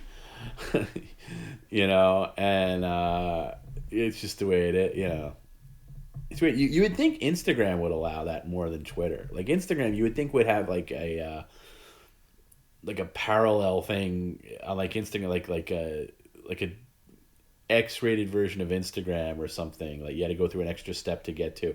But Twitter is it's just strange. And I actually I think it was through Perry that I found out that you can view porn on Twitter because I never. Yeah, but it was some hardcore things, and so that's like getting a mind. Like people always say, like, oh, it's been said more than once, like, oh, let's crowdsource, let's go into Perry's Google search history, and I'm like, wait a second, Do you guys know Perry? Like, you guys spent a minute or two with Perry. You know him by now. Do you really think there's anything in his search history? Like, this is a guy who still doesn't know what jib means, and jib has been thrown at him for the past 4 or 5 months. He has still yet to go on Google and just go, what does jib mean? Meaning of jib, jib definition. He could do that, but he doesn't.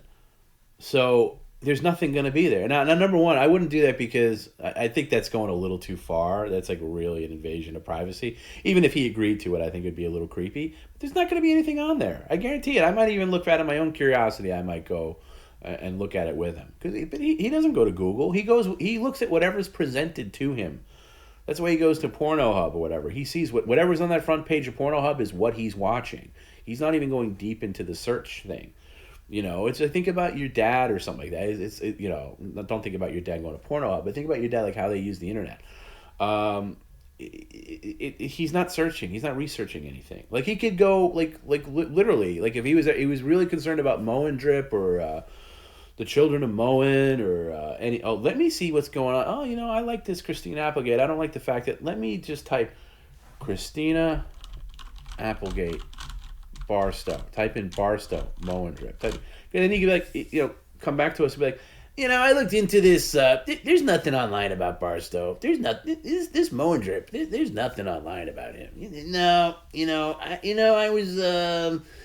I was just curious, and I typed in this Ricky Horny, and there's no fucking Rick. There's no guy named Ricky. Whatever it is, he could research anything, and he doesn't. And it could be laziness. It could be it just he's not programmed for that. So the long and the short of it is, you think that there's going to be this great, oh, look what he searched on, oh my god, he searched this, or oh my god, he's into golden showers, or he's some crazy fetish or whatever. No, it's not going to be. There's going to be no trace of it. There's going to be no trace of it. He might Google I don't know, something stupid like some skateboard thing or whatever every now and then. But I honestly, that's just me knowing Perry as well as I do. That's just me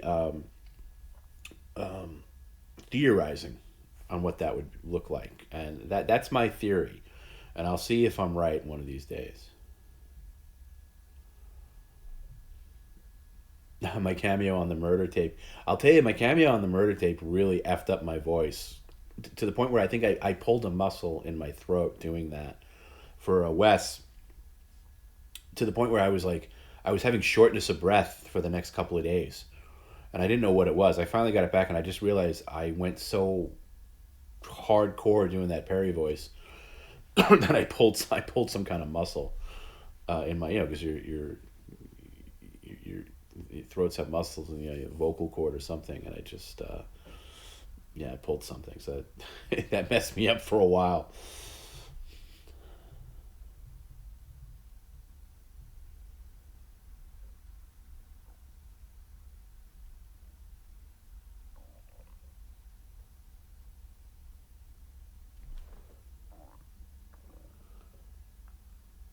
Oh no, okay, so that's sorry.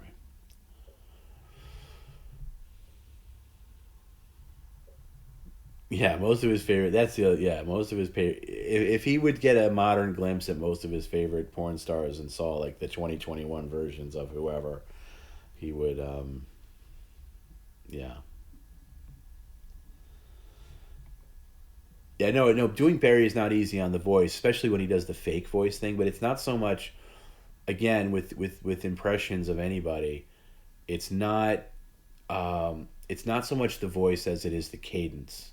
And Perry has a very musical way of speaking, and I've just been in tune with it because I hear him all the time, and I go more for at least me personally, because I've heard other people do really good Perry impressions. I go more for the sing-songy cadence and phrases how he phrases a sentence in the sense of the musicality of it, like how he punches certain words and does, you know what I mean? Like certain words will have an emphasis and other ones won't in a sentence structure. So I go for that more than the voice, but the voice is important too. But I always thought the best impressions, like for people who do impressions, like whether it's old school Saturday Night Live or whatever, it's not so much nailing the voice. It's getting how they like Dana Carvey doing George Bush Senior. Was always such a great impression because it wasn't like he nailed the actual voice. He was the first guy to crack the code of a couple of different people actually, but he really cracked the code of somebody that was not that easy.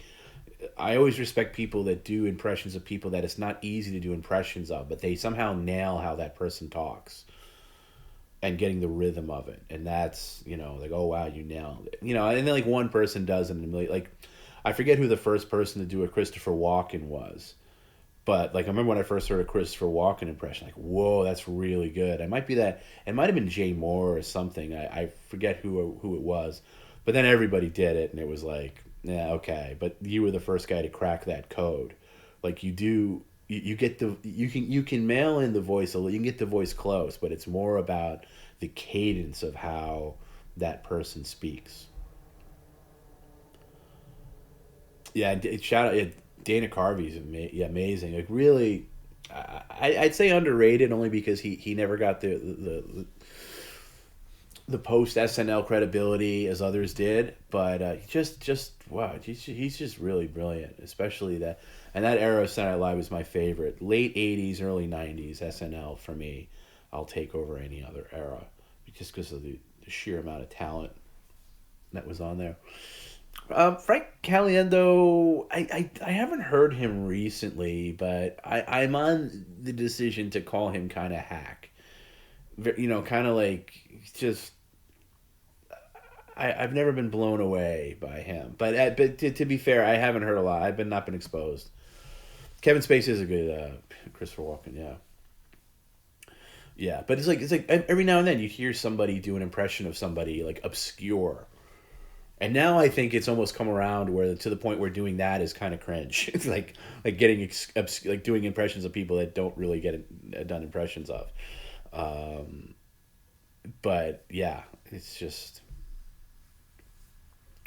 great. Rich Little, Jill. That's yeah, Rich. And I'll tell you what, Rich Little, the people that he did were amazing. But Rich Little made a career out of it. Rich Little did Carson better than anybody. Anybody. In fact, you give Rich Little credit. He was the first person to crack the Johnny Carson code. Like the first person to really crack how that person talks. Rich Little cracked Carson. And I think Carson was probably a little weirded out by it at first, but eventually like would have him on the Tonight Show and stuff, and like like hey, you can't knock it. I mean, the guy just nails it. But I'll tell you what, I think Dana Carvey did a better Carson than Rich Little years later. When he did, when in fact I know that impression was good because Carson hated it. Carson hated Dana Carvey's Carson impression, and he hated it even more that it was on NBC, his own network. He thought that he was being slighted, and that Dana Carvey as Carson and Phil Hartman as Ed McMahon is so goddamn good because Carvey got layers of Carson's mannerisms that Rich Little never did.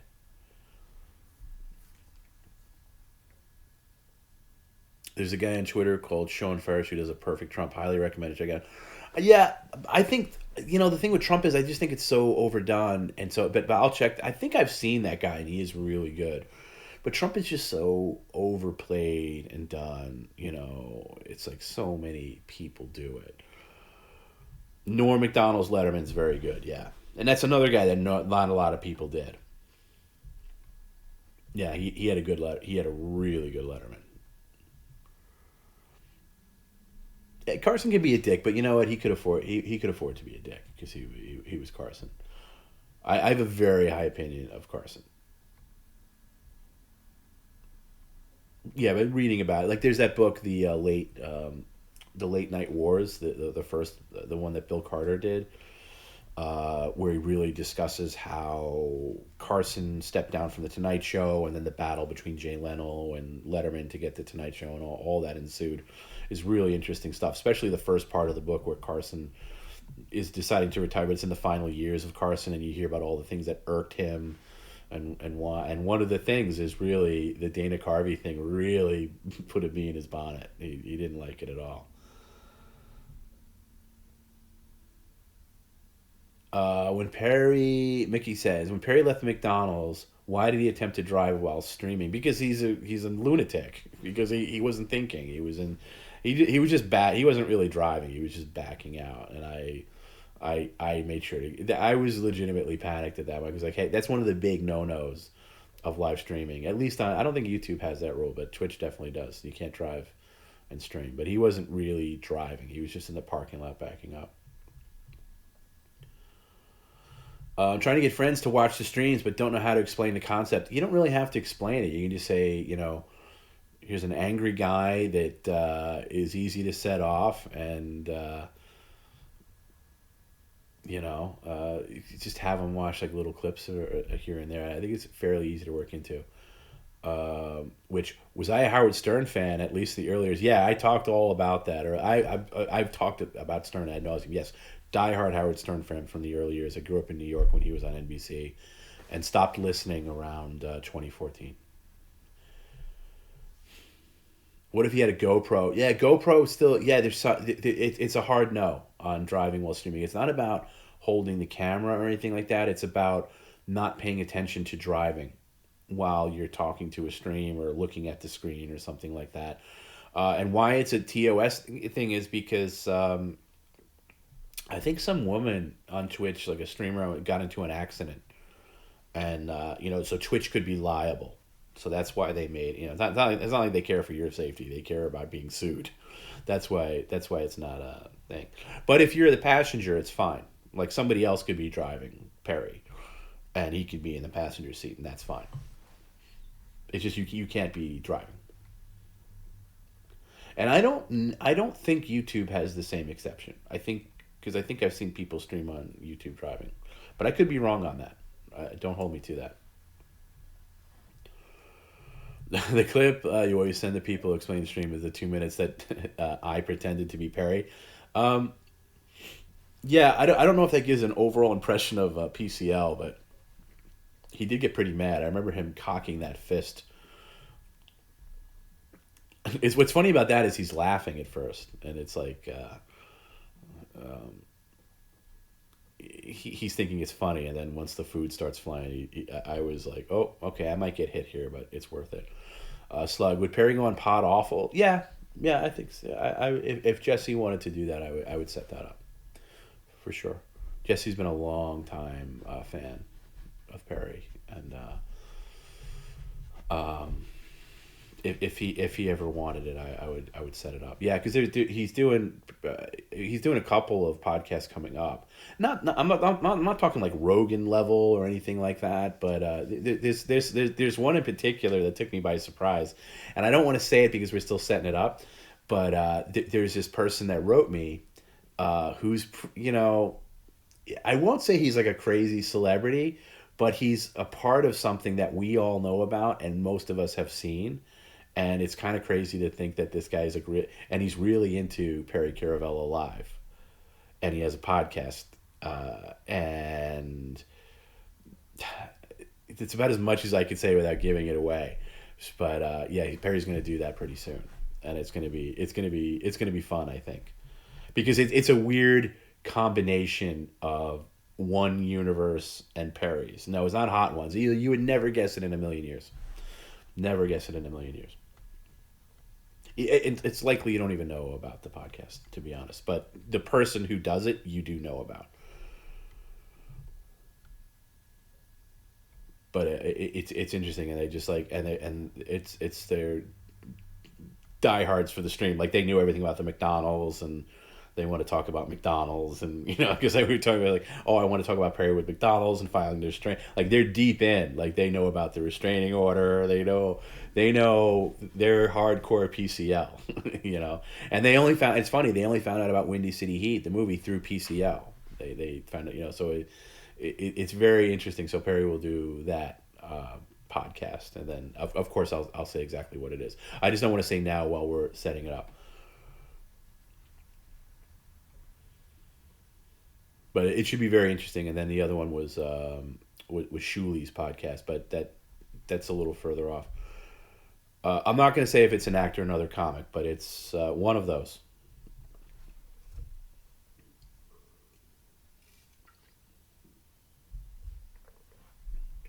It should be interesting.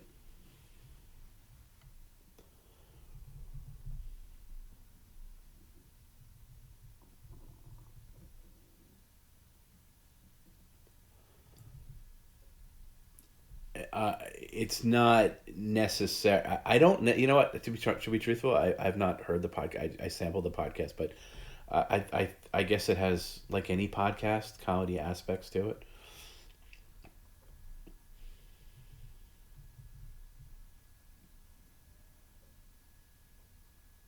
Michael and Tom eat snacks. I've not heard of that one. No, it is not quite that. I don't. Who's Michael and Tom? Are they famous?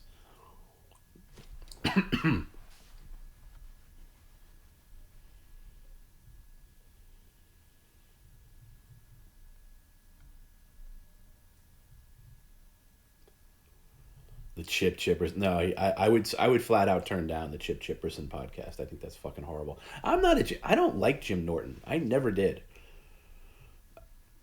Slip into my DMs, Garrett. I'll tell you who it is. Now, Garrett already knows who it is. I told Garrett. And don't hit up Garrett for information he's not going to tell you.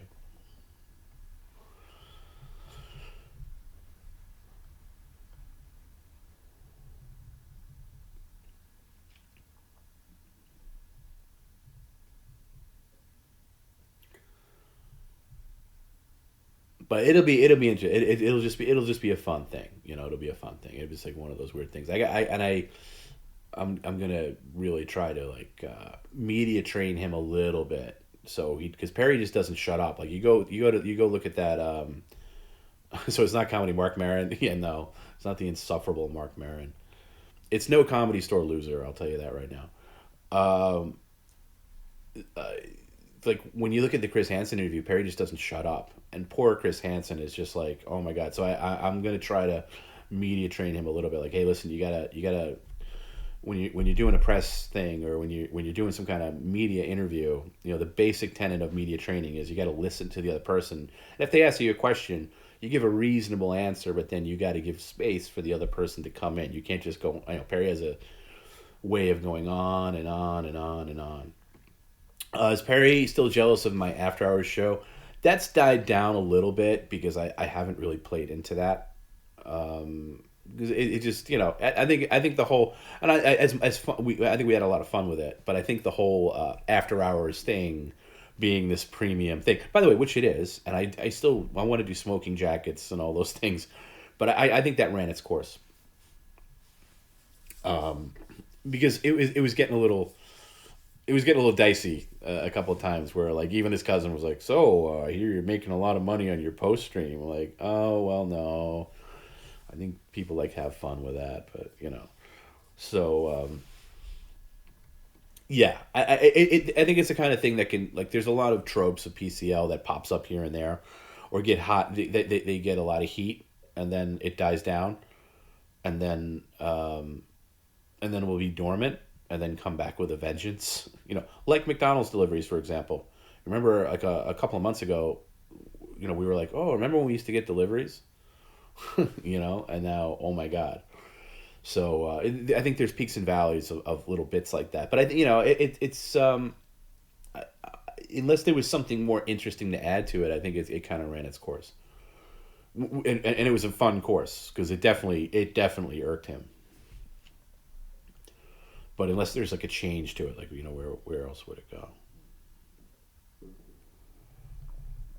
Yeah, and Jim Norton being mean, I just don't find him. I just don't find him funny. I just don't like him. Perry's cousin Mark is a cool guy. I will say, like, he gets it. He likes Perry Carroll. Look, not to give too many personal details, Mark sacrificed a lot too when Perry lost his disability. Mark put himself on. Mark's kind of a good guy, and and he's getting some of his what is it?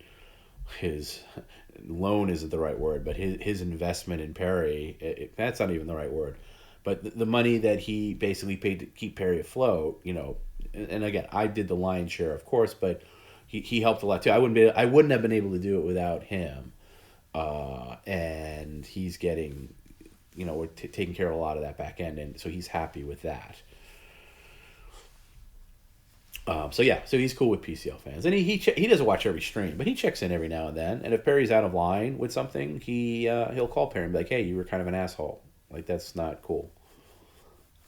And Perry respects Mark on a level that, not that I don't get. Like Perry does respect me, but hearing it from another voice is very helpful sometimes. Where like it hasn't been necessary lately because he hasn't had any real like snafus like where he was just a total jerk.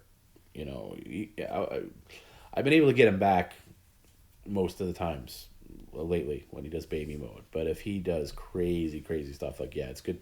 It's good to have Mark to have their, call him up and be like, hey, you know what? This is a good thing for you. Let's not blow. Let's not let one person. Let's not have one person blow it.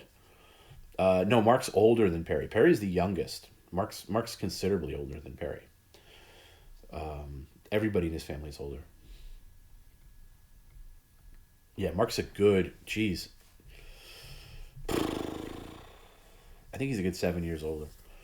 I think around there, But he's a good guy, and he's I'll say this: there's a lot of people, at least in my history with Perry and his family, and I've talked to a lot of people in his family, and there's a lot of people that aren't worth a damn. And Mark doesn't fit into those categories. He's a genuinely good person, and I think a lot of it has to do with he was never a witness. He left that nonsense years ago, and never really forced Perry's hand to do it. But when Perry did it, he was extremely supportive and very helpful in that transition, and I thank him on that too. Did Mark ever tell how Perry's personality was pre-accident? Not sort of. He said he was always kind of a hothead pre accident. So yeah, in that there's some, but never went to. Would Mark be on the stream? Yeah, he would. He's recovering. He had some really severe knee surgery back in August. Is it August? It was over the summer, and he's still recovering. If you ever had knee surgery or know anybody has knee surgery, it's serious business. So he's still recovering from that. But yeah, he said he would do it. He would do it. I don't know what that dynamic would be like, but he would do it. And he even talked about if we ever did a Vegas show that he'd want to go, which would be cool to have him there. So yeah. But he's a definite asset to Perry Caravello. And then like Perry Caravello live, and he's kind of like Perry's accountant now, handles his business affairs and his stream revenue and what is allocated to debt and stuff like that. And then he has a real accountant too. But he's definitely helpful, and that's a tremendous help for me because I couldn't there's only so much I can do. Yeah, he's a good guy. Now his other cousin's kind of useless, and then his brother Kenny doesn't talk to that much, and he's in Arizona, and then of course you guys all know about Brian. And then he has cousins, peripheral cousins that he talks to every now and then that are fine. How does Perry's family that are still witnesses treat him today? It's a mixed bag. He doesn't have a lot. He has one cousin, his cousin Sam, that's still a witness that he talks to every now and again, but not the way they used to. But not shunned completely. But it's definitely weird. Is Mark disparaging to the Liberante family? Absolutely. Yes, they are not fans. Yes, they no, he's no fan of. He does get it. He did get a kick out of the Amy stuff. I'll say that. But yeah, Mark has some good Perry stories. But again, he's coming from the side of Perry's, cousin, and so I don't know how far he would go as to like diving deep on it. But it'd be interesting to talk to him, on the stream. Getting Brian, you'll never get. I mean, God, no, I don't think Brian would ever be possible. Um, did you ever find out if Amy? I saw a picture that was allegedly Amy, and she wasn't like a violently attractive woman, but I think the our version of Amy and whatever imagination you would have of what she looks like, I like to think of Amy as just like the epitome of hotness and grace and power, and I like the